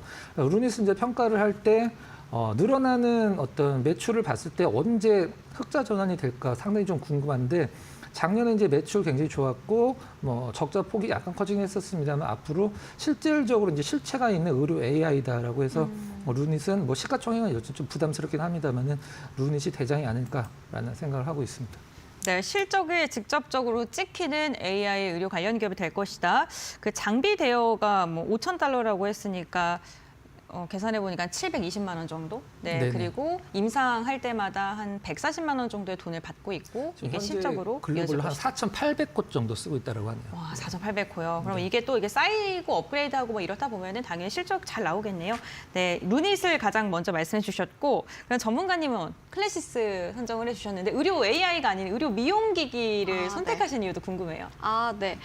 일단은 클래시스 같은 경우는 미용기기 쪽으로 많이 유명을 하기 네. 때문에 AI와 뭐가 엮여져 있지라고 생각을 하시는 분들도 많이 계실 것 같은데 클래시스 같은 경우에는 네이버의 자회사인 스노우와 함께 AI 마케팅을 진행을 하고 있어요. 이제 카메라 필터 관련해서 이제 클래시스 시술을 받았을 경우 어떻게 변화를 하는지 그런 식으로 마케팅을 진행을 하고 있어서 의료 AI 쪽도 엮여져 있고요. 무엇보다도 클래시스는 대표적인 브랜드인 볼류머와 슈링크를 보유를 하고 있어요. 근데 최근 들어서 인지도가 높아지게 되면서 실적 개선에 대한 기대감도 커진 상황인데 특히 뭐 볼류머 같은 경우에는 주름 개선 쪽 탄력과 관련된 미용 기기고 슈링크 같은 경우는 리프팅 쪽으로 유명합니다. 볼류머 같은 경우는 이제 보급 확대라던가 장비당 시술 수가 증가를 하고 있어요. 이런 부분들이 실적에 반영이 될 걸로 보이고 볼류머가 브라질과 태국에서 성공적으로 런칭을 했는데요. 연간 판매 대수가 1,200대로 알려져 있습니다. 거기에다가 작년 10월부터 미국 쪽으로도 시장에 진출을 해서 올해 성장 동력으로 작용할 걸로 보이고요.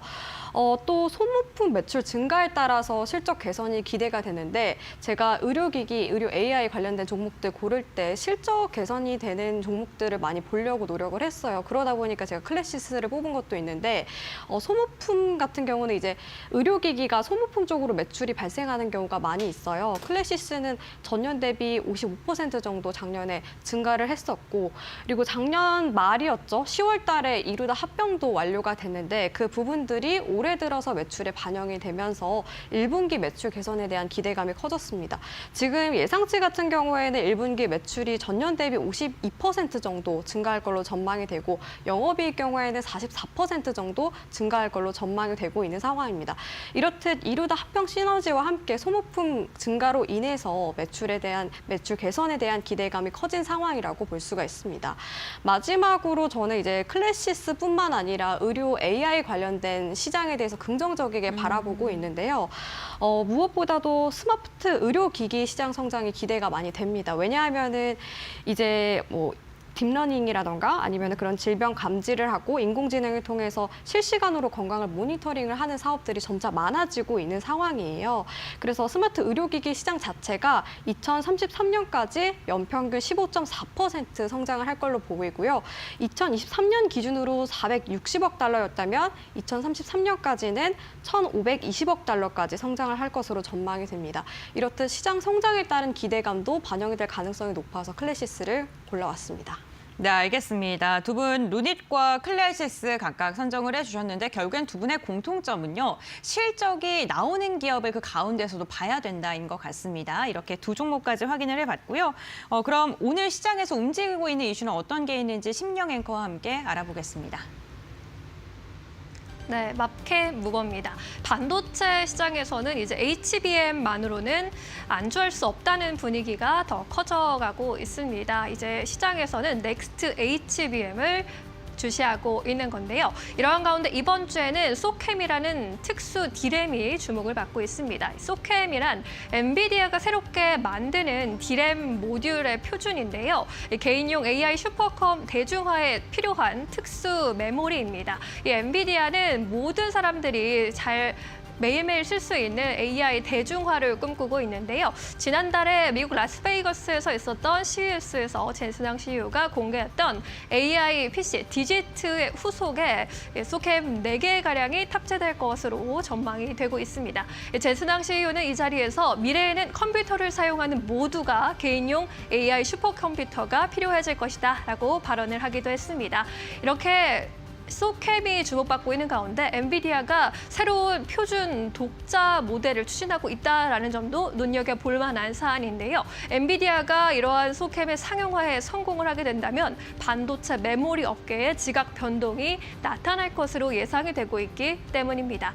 이 소캠과 관련해서 앞으로의 상용화와 함께 SK하이닉스 그리고 삼성전자와 같은 우리나라의 회사들과도 협력을 의논하고 있다라는 소식에 또 관련주들에도 온기가 퍼지고 있는 상황인데요. 기판 관련주 안에서 또 이렇게 관련주로 엮이면서 주가 급등세가 포착이 되고 있습니다.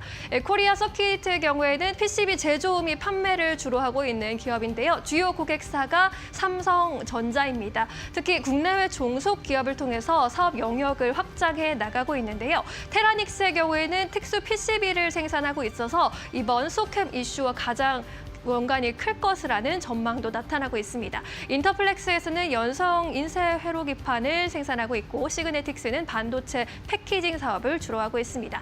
특히 코리아 서킷의 경우에는 이번에 10개 분기만에 흑자 전환할 것이라는 기대감 크게 받아가고 있고요. 대신증권에서 목표 주가 16,800원으로 제시하면서 목표 주가를 상향하기도 했습니다.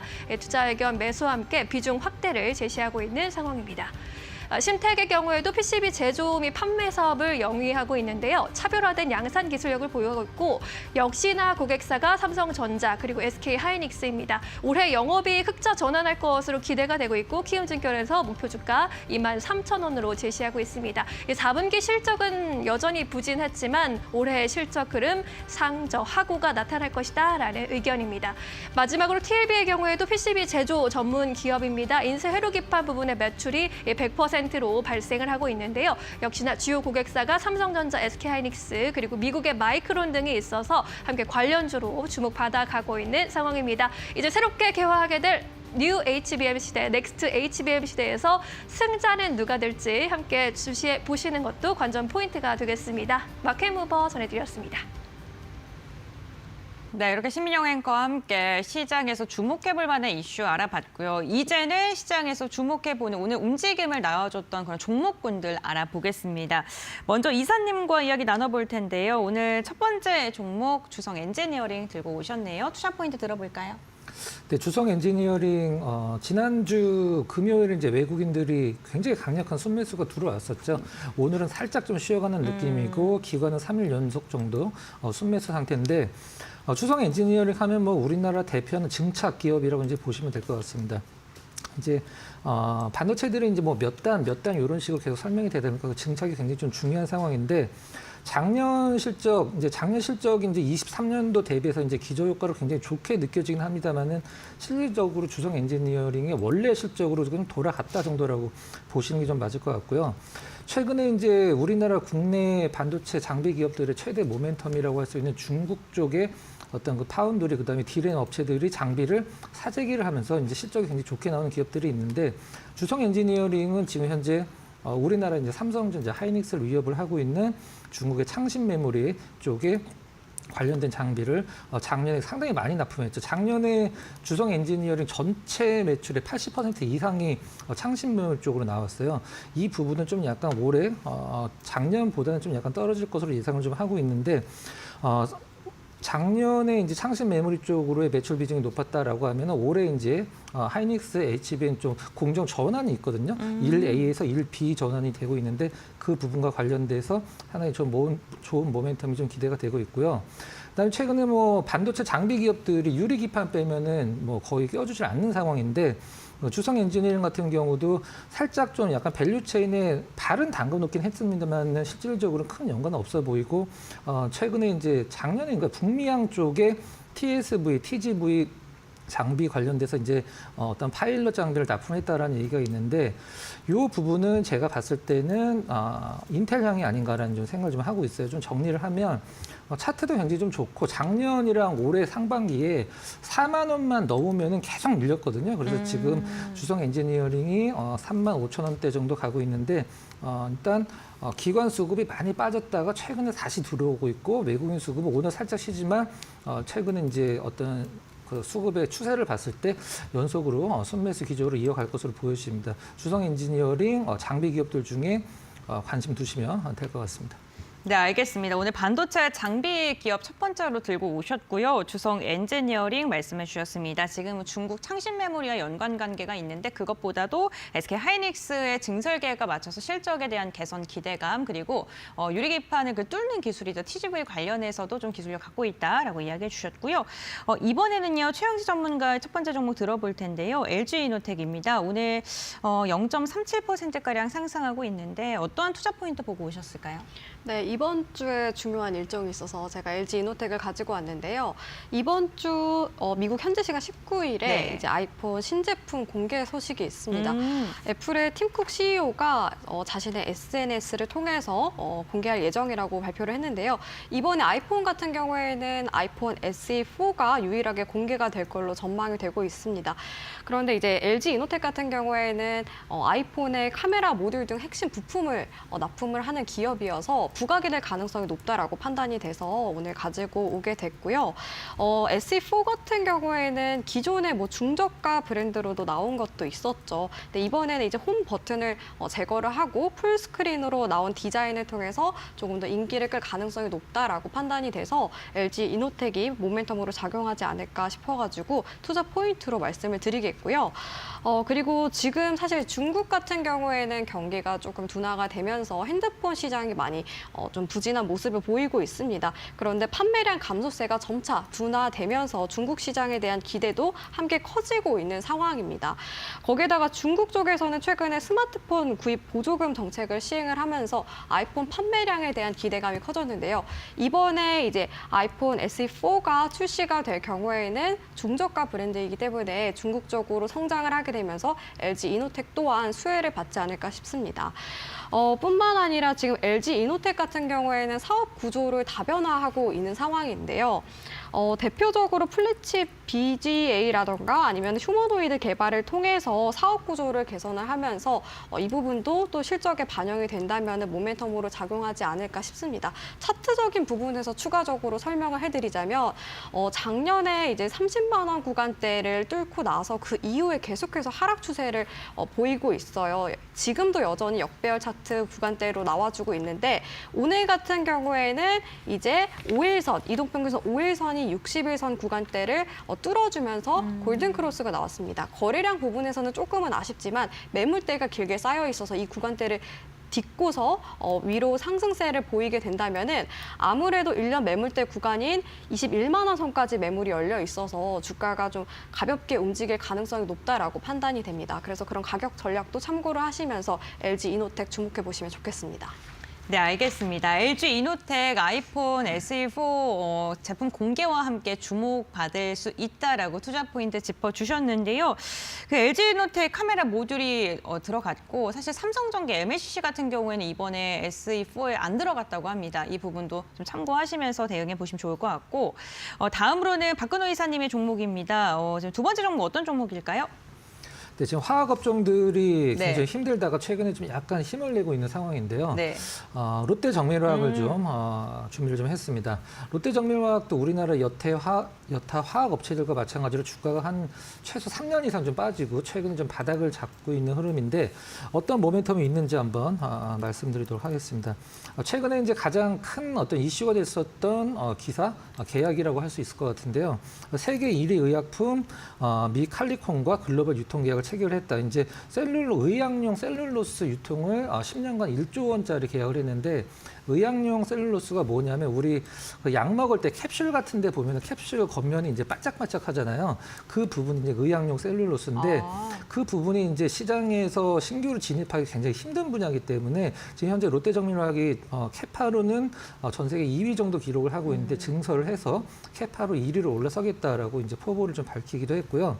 그다음에 롯데 정밀화학이나 우리가 보통 바이오를 얘기를 할 때 이제 뭐 그린 소재다, 레드 소재다, 레드 바이오, 화이트 바이오 이런 얘기가 나오는데 레드는 이제 인간과 관련된 거를 이제 레드라고 얘기를 하고요. 이제 그린은 이제 딱 그린에서 느껴지듯이 농업과 관련된 거. 그다음에 화이트는 이제 우리가 보통 환경과 관련된 걸 얘기를 하는데 이 그린 소재 쪽에서도 롯데 정밀화학이 나름대로 좀 정상화가 되고 있는 듯한 느낌입니다. 가장 중요한 것은 단어가 좀 어려운데요.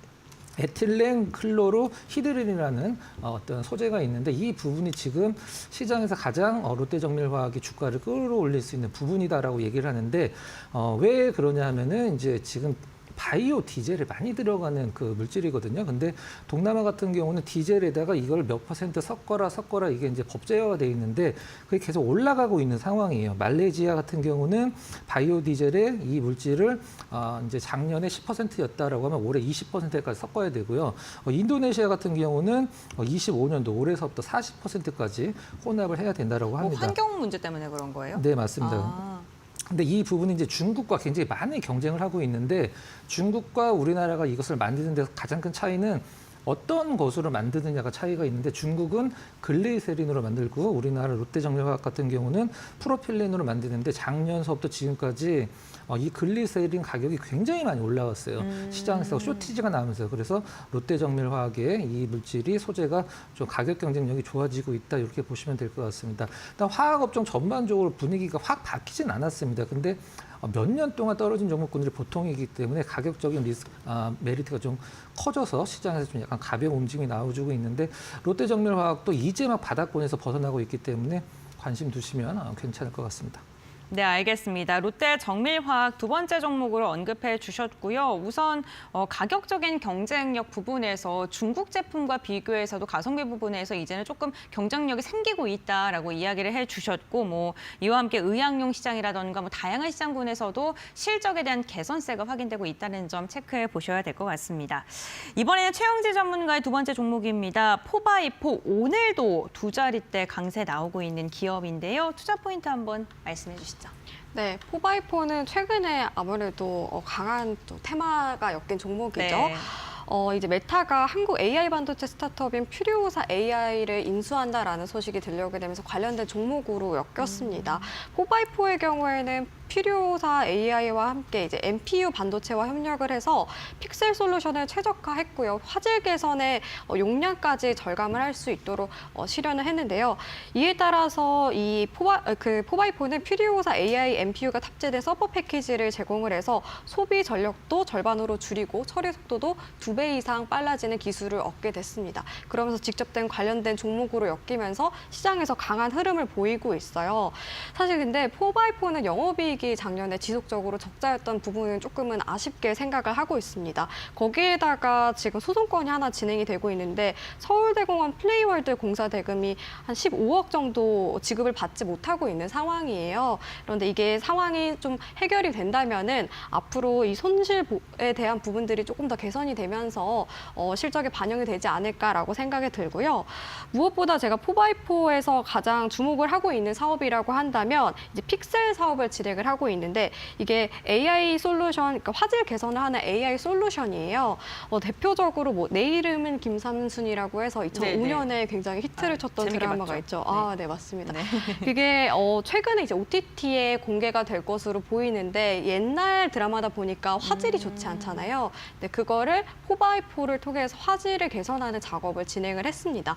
보통 이 화질 개선 작업 같은 경우에는 한 편당 일주일 정도가 걸리는데 포바이포 픽셀을 통해서 진행을 할 경우에는 한 편당 40분 정도 시간이 걸린다고 합니다. 그만큼 시간이 정말 단축이 되고 가격적인 측면에서도 90% 정도 비용이 절감이 돼서 굉장히 메리트가 있는 사업이라고 볼 수가 있습니다. 앞으로 개발도상국 시장을 공략을 해서 이런 화질 개선 사업도 확장을 해서 실적 개선에 대한 기대감이 커졌다고 말씀을 드리겠습니다. 네, 알겠습니다. 이렇게 포바이포까지 해서 저희 4가지 종목까지 이야기를 나눠봤습니다. 오늘 지시인포의 박근호 이사, 최영지 전문가 함께했습니다. 오늘 말씀 여기까지 듣겠습니다. 고맙습니다.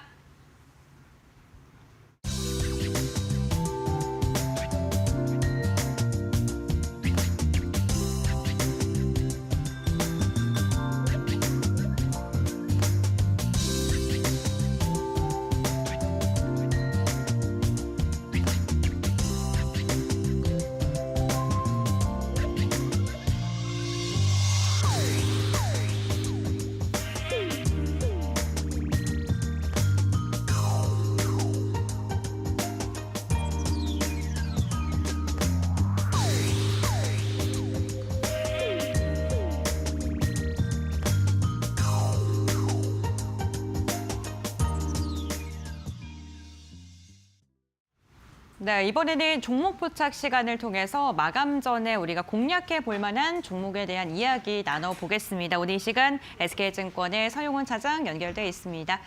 안녕하십니까? 네, 안녕하세요. 네, 반갑습니다, 차장님. 우선 오늘 우리 시장 마감 상황 어떻게 예상하실까요? 네, 오늘 지금 현재 상승세는 상당히 좀 잘 나왔다라고 좀 볼 수가 있겠고요. 코스피 지수가 2,550선을 좀 돌파한 이후에 빠르게 2,600선까지 좀 올라오는 모습들을 좀 보여주고 있는 상황입니다. 물론 지금 2,620선 상단에서 장기 이동 평균선의 좀 저항대는 좀 존재를 하지만 최근 시장의 좀 탄력도 조금씩 살아나는 모습들이 있다는 점에서는 충분히 좀 긍정적인 흐름이라고 좀 볼 수 있겠고요.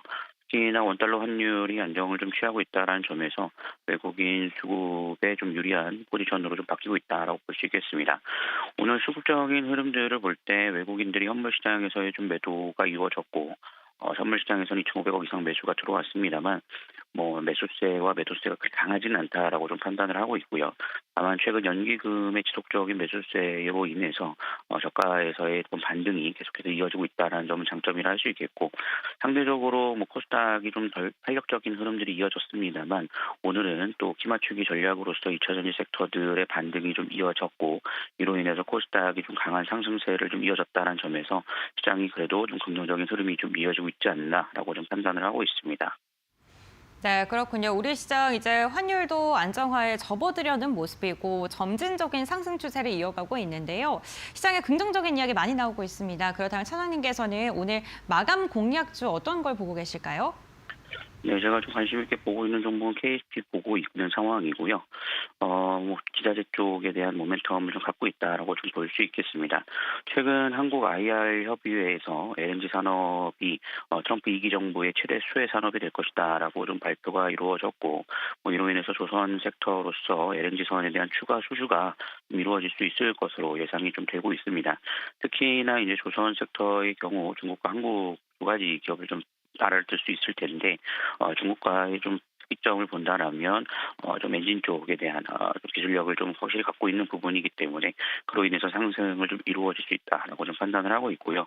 오늘 3%대 상승이 이루어졌지만 장중한 때 3% 하락하고 있다는 점을 감안해 본다라면 장중 변동성 7% 넘는 흐름들이 좀 이어졌습니다.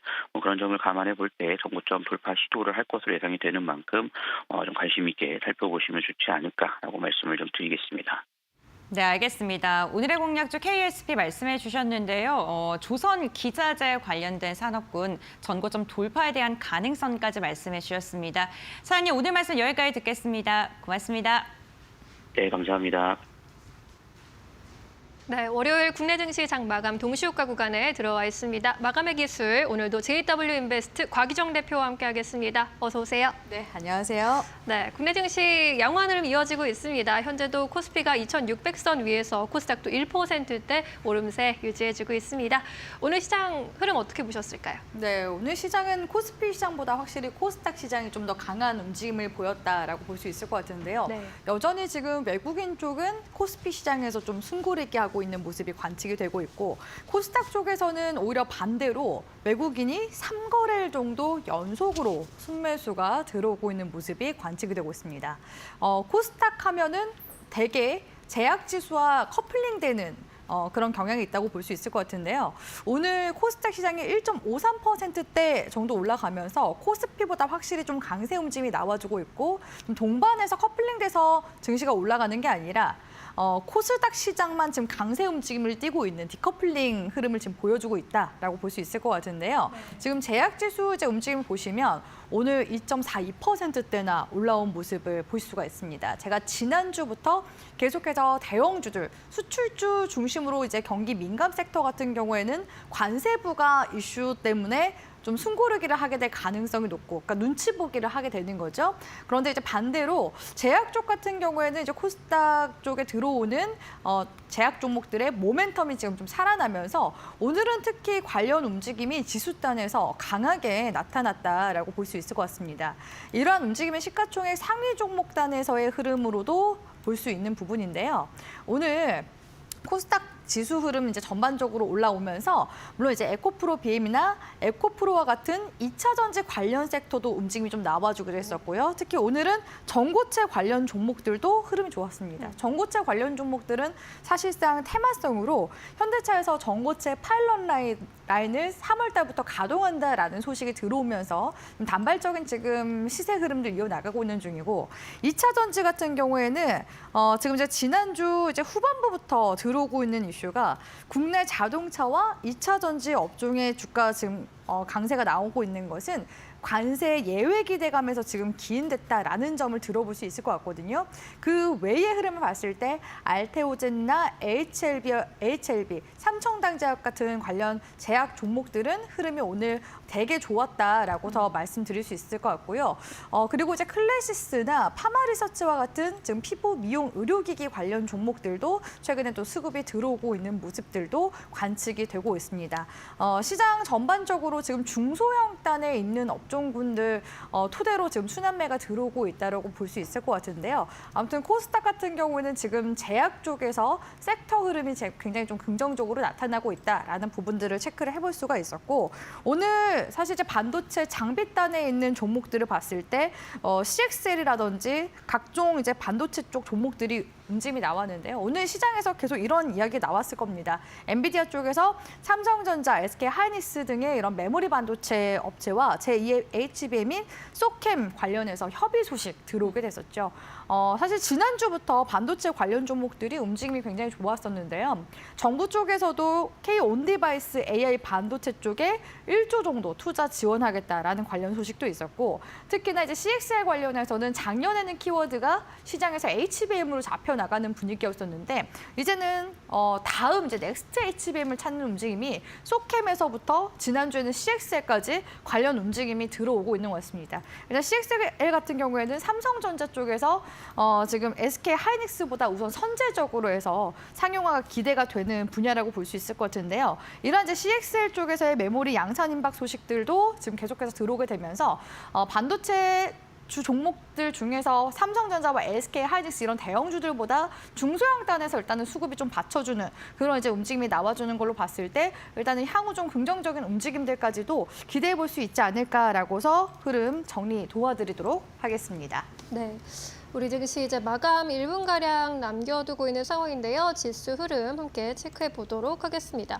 오늘 코스피 지수는 5거래일 연속 상승세를 이어갑니다. 2600선 위에서 역시나 마감 기다리고 있고요. 현재 0.66% 전일 대비 오르면서 2608.2포인트 지나가고 있습니다. 전일 대비 20포인트 가까이 끌어올리는 모습. 코스닥 경우에도 1.5%대 오름세 나타내면서 768.16포인트 지나가고 있고요. 오늘로 3거래일 연속 강세 이어갑니다. 코스피 200 역시 강세 유지하고 있습니다. 수급 상황 보시면 오늘 코스피에서 외국인들의 수급이 아직도 아쉽습니다. 3거래일 연속 순매도세 확인되고 있고요. 2천억 원 이상 매도 우위, 기관이 그래도 매수에 나서주면서 지수 받쳐주고 있습니다. 1,700억 원의 매수 우위 확인됩니다. 코스닥 시장에서는 외국인들의 매수 우위 확인되고 있고요. 개인과 기관의 동반 매도세 나타나고 있습니다. 우리 시장 마감합니다.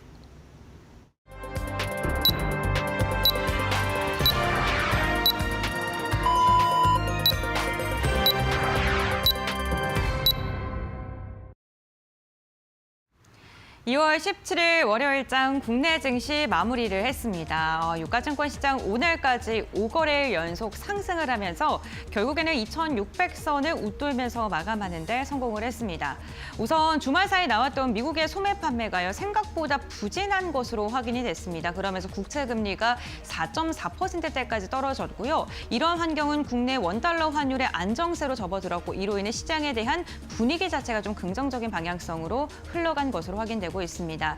다만 아직도 우리 시장은 관세에 대한 노이즈는 여전합니다. 이 부분은 좀 꼼꼼하게 대응을 하셔야 될 것 같고요. 섹터별로 선별적 움직임 나타난 가운데 오늘 마감 상황 함께 확인해 보시죠.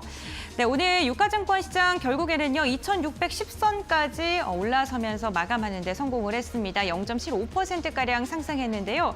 최근에 코스피 추세가 좋은데요. 더 긍정적인 것은요. 시초가보다 종가의 지수 자체가 훨씬 더 높다는 겁니다. 6거래일 연속 양봉으로 마감됐다는 점 확인을 해보셔야 될 것 같고요.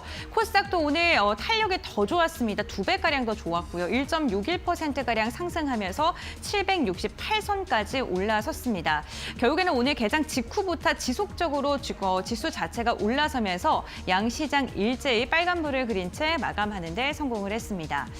그렇다면 수급 상황을 확인해 보면요. 수급 상황 봤을 때는요. 유가증권 시장 같은 경우 외국인의 매도 반도체 코스닥은요, 오늘까지 3거래일째 외국인의 매수세가 들어왔다는 점도 함께 확인을 해보시면서 시장 대응해 보시면 좋을 것 같습니다. 아직 우리 시장에서 외국인의 수급이 코스피로 들어오지 않는다는 점은 아쉽습니다. 삼성전자를 향해서 오늘까지도 매도를 이어가고 있는데요. 그렇다면 시가총액 상위 종목은 어떻게 마감했는지 함께 확인해 보시죠. 네, 삼성전자 결국에는 보합권으로 마감했습니다. 오늘도 기관과 외국인의 줄다리기가 이어졌습니다. 연기금이 올해 들어서 단 하루도 빠짐없이 우리 시장에서 매수를 선택하고 있는데 그 가운데 삼성그룹주들 강하게 담아내고 있죠. 오늘도 삼성전자 매수했는데 외국인이 매도를 했습니다. 결국에는 56,000원 딱 보합권에서 마감했고요. 반면에 외국인과 기관의 쌍끌이 매수세가 들어왔던 SK하이닉스 오늘 장중에는요 1%, 2%가량의 강한 상승이 나왔다가 결국에는 종가에는 윗골이 달았습니다. 그럼에도 불구하고 0.95%가량 오르면서 21만 2천 원 선에서 종가 체결했고요.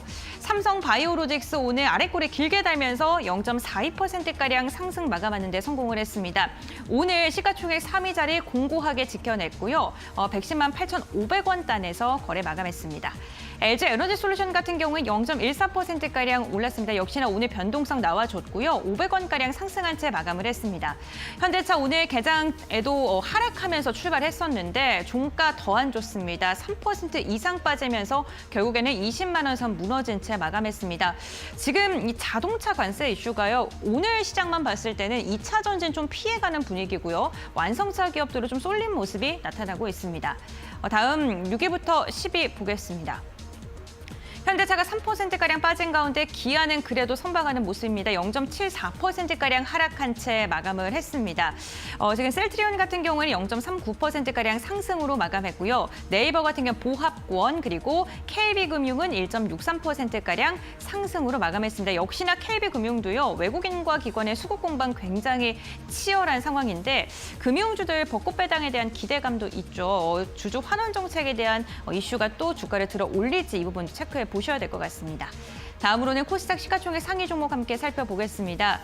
오늘 코스닥이 상대적으로 지수단 좋았습니다. 시가총액 상위 종목들의 흐름을 보게 되더라도 훨씬 더 강한 상승이 나왔다는 게 특징적인데요.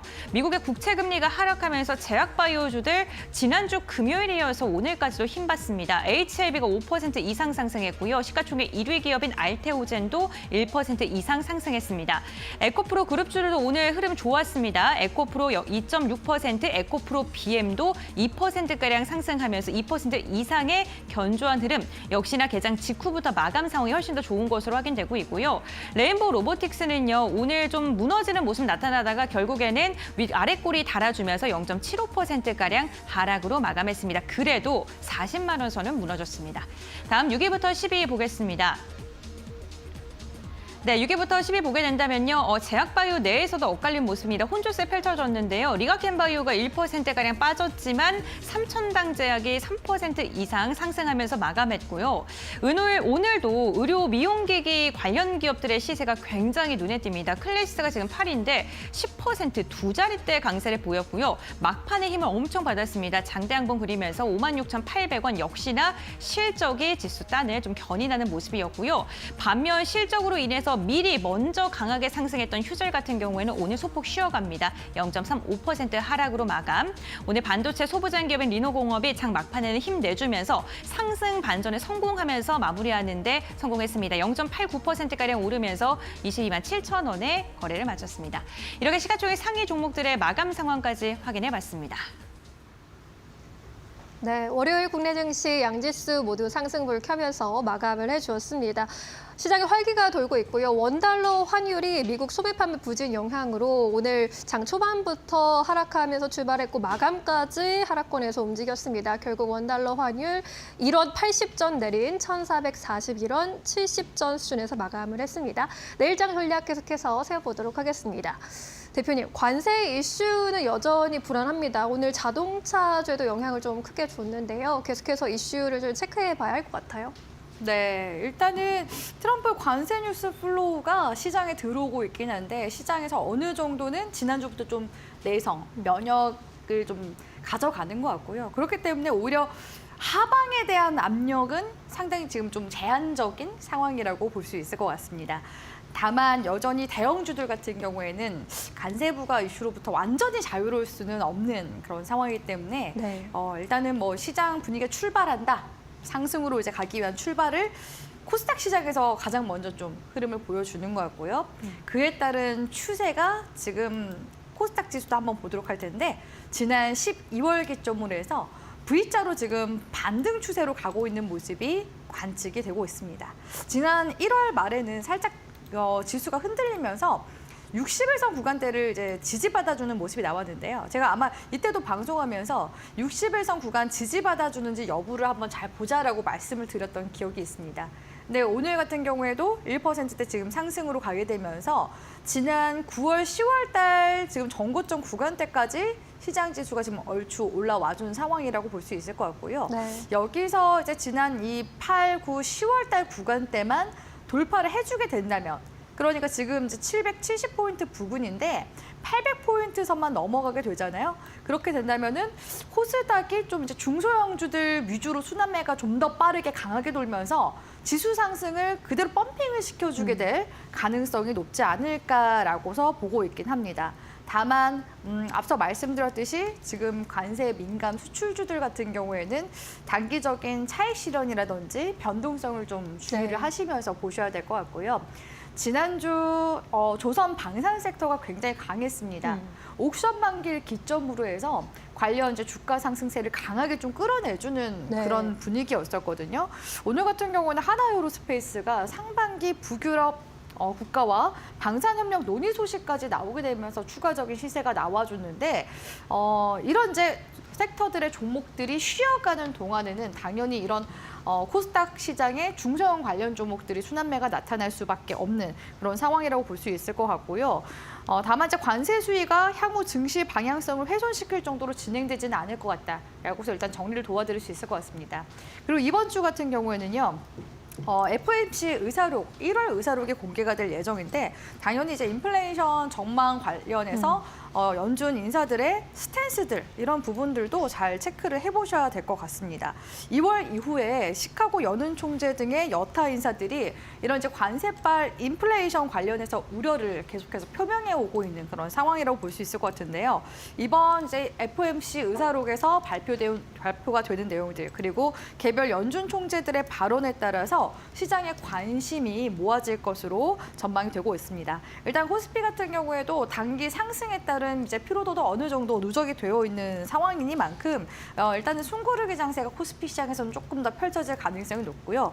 반대로 이제 코스닥 시장에서는 지금 지수가 살아나고 있는 상황이기 때문에 네. 업종 단에서도 종목 간의 차별화된 움직임들이 나와주지 않을까라고서 전망 도와드릴 수 있을 것 같습니다. 근래 들어서 지금 로봇, 유리기판, 원전 관련 섹터들이 시장에서 좀 부각을 받고 있는 분위기이긴 네. 한데요.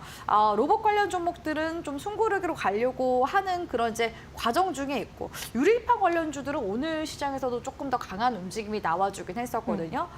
반면에 또 이제 원전 관련주들 같은 경우에는 3월 체코 수주 본계약이 지금 임박하긴 했지만 유럽 쪽에서 추가적인 이런 원전 수주를 따내는 거에 있어서는 약간의 노이즈가 좀 들어오는 네. 상황이기 때문에 관련 흐름을 좀 찬찬히 살펴보면서 전략을 다시 재점검하면서 가시는 쪽으로 진행을 하셔라라고서 추가적인 코멘트도 같이 함께 도와드리도록 하겠습니다. 네, 코스피 단기적으로 꽤 오르기는 했습니다. 상승에 대한 피로도가 어떻게 나타날지 숨고르기 장세가 나타날 가능성은 열어둬야 할 것 같고요. 코스닥 같은 경우 800선 돌파 여부가 가장 중요하다라고 말씀해 주셨는데 종목 간, 업종 간의 차별화 움직임 나타날 수 있다는 점 유의해 보셔야겠습니다.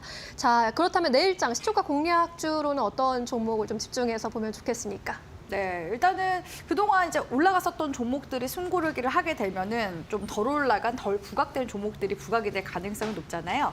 방산 분야에서 조금 덜 부각이 됐지만 오늘 시장에서는 시세를 조금씩 내고 있는 종목, 풍산을 풍산. 네, 가지고 왔습니다. 네. 이 풍산 같은 경우에는 주요 사업이 크게 신동 사업과 방산 사업으로 나뉜다고 볼 수 있을 것 같은데요. 신동 사업 같은 경우에는 동을 늘리거나 펴는 사업이라고 볼 수가 있습니다. 그래서 풍산이 각종 비철 금속을 소재로 신동 제품을 생산한다고 볼 수가 있을 것 같은데요.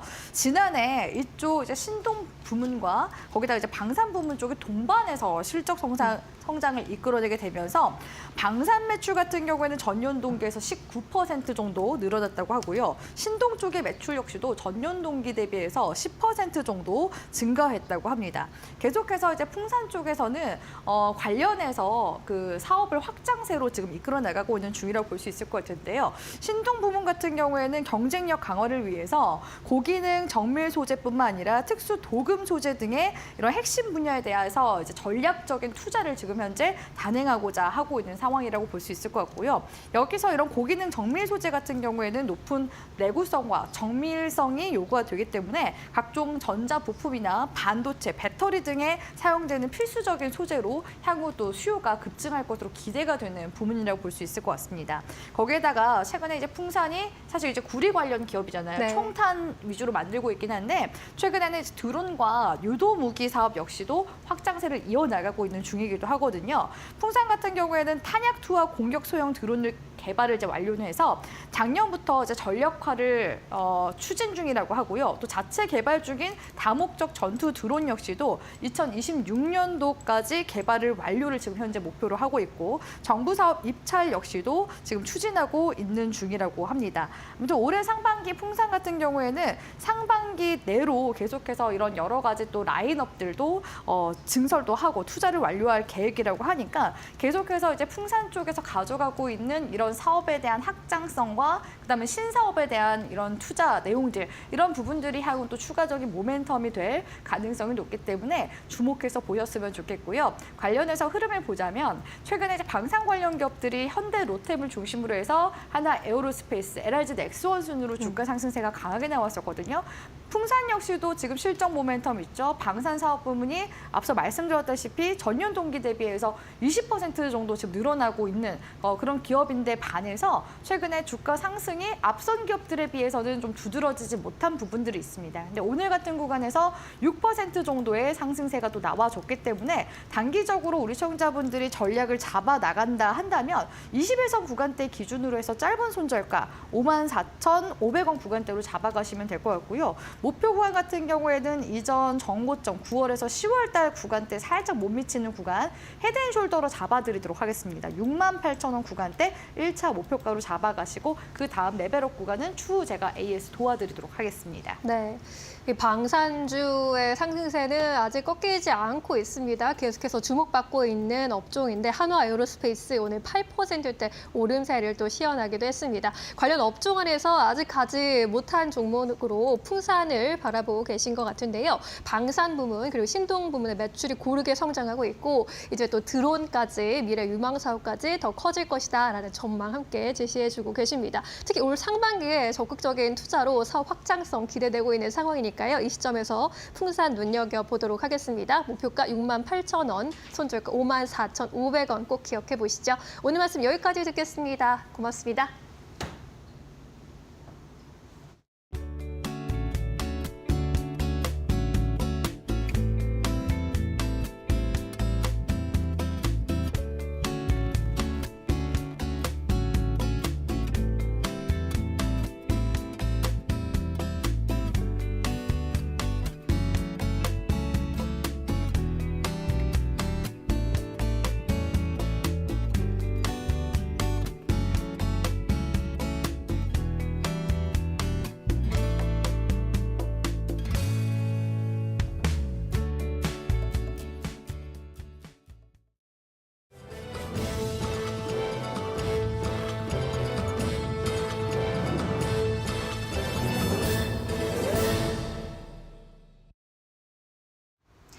계속해서 이데일리 TV 뉴스 전해드리겠습니다. 에너지 3법 중 하나인 국가기관 전력망 확충 특별법이 국회 산업통상자원 중소벤처기업위원회 법안 소위에서 통과됐습니다. 국회 산자위는 17일 산업통상자원 특허소위원회를 열고 전력망 확충 특별법을 의결했습니다. 전력망 확충 특별법은 대규모 전력이 필요한 AI 산업을 위해 정부가 필요한 전력망을 지원할 체계를 마련하는 내용입니다. 이날 소위는 첨단 산업을 위한 에너지 확충을 골자로 하는 에너지 3법인 전력망 확충법, 고준위 방패장법, 해상풍력 특별법을 심사하고 통과된 법안들은 19일 전체 회의에 올릴 예정입니다. 삼성전자와 젠슨 황 엔비디아 CEO가 최근 미국에서 전격 회동한 것으로 알려지며 삼성전자의 고대역폭 메모리 품질 승인이 임박했다는 관측이 나왔습니다.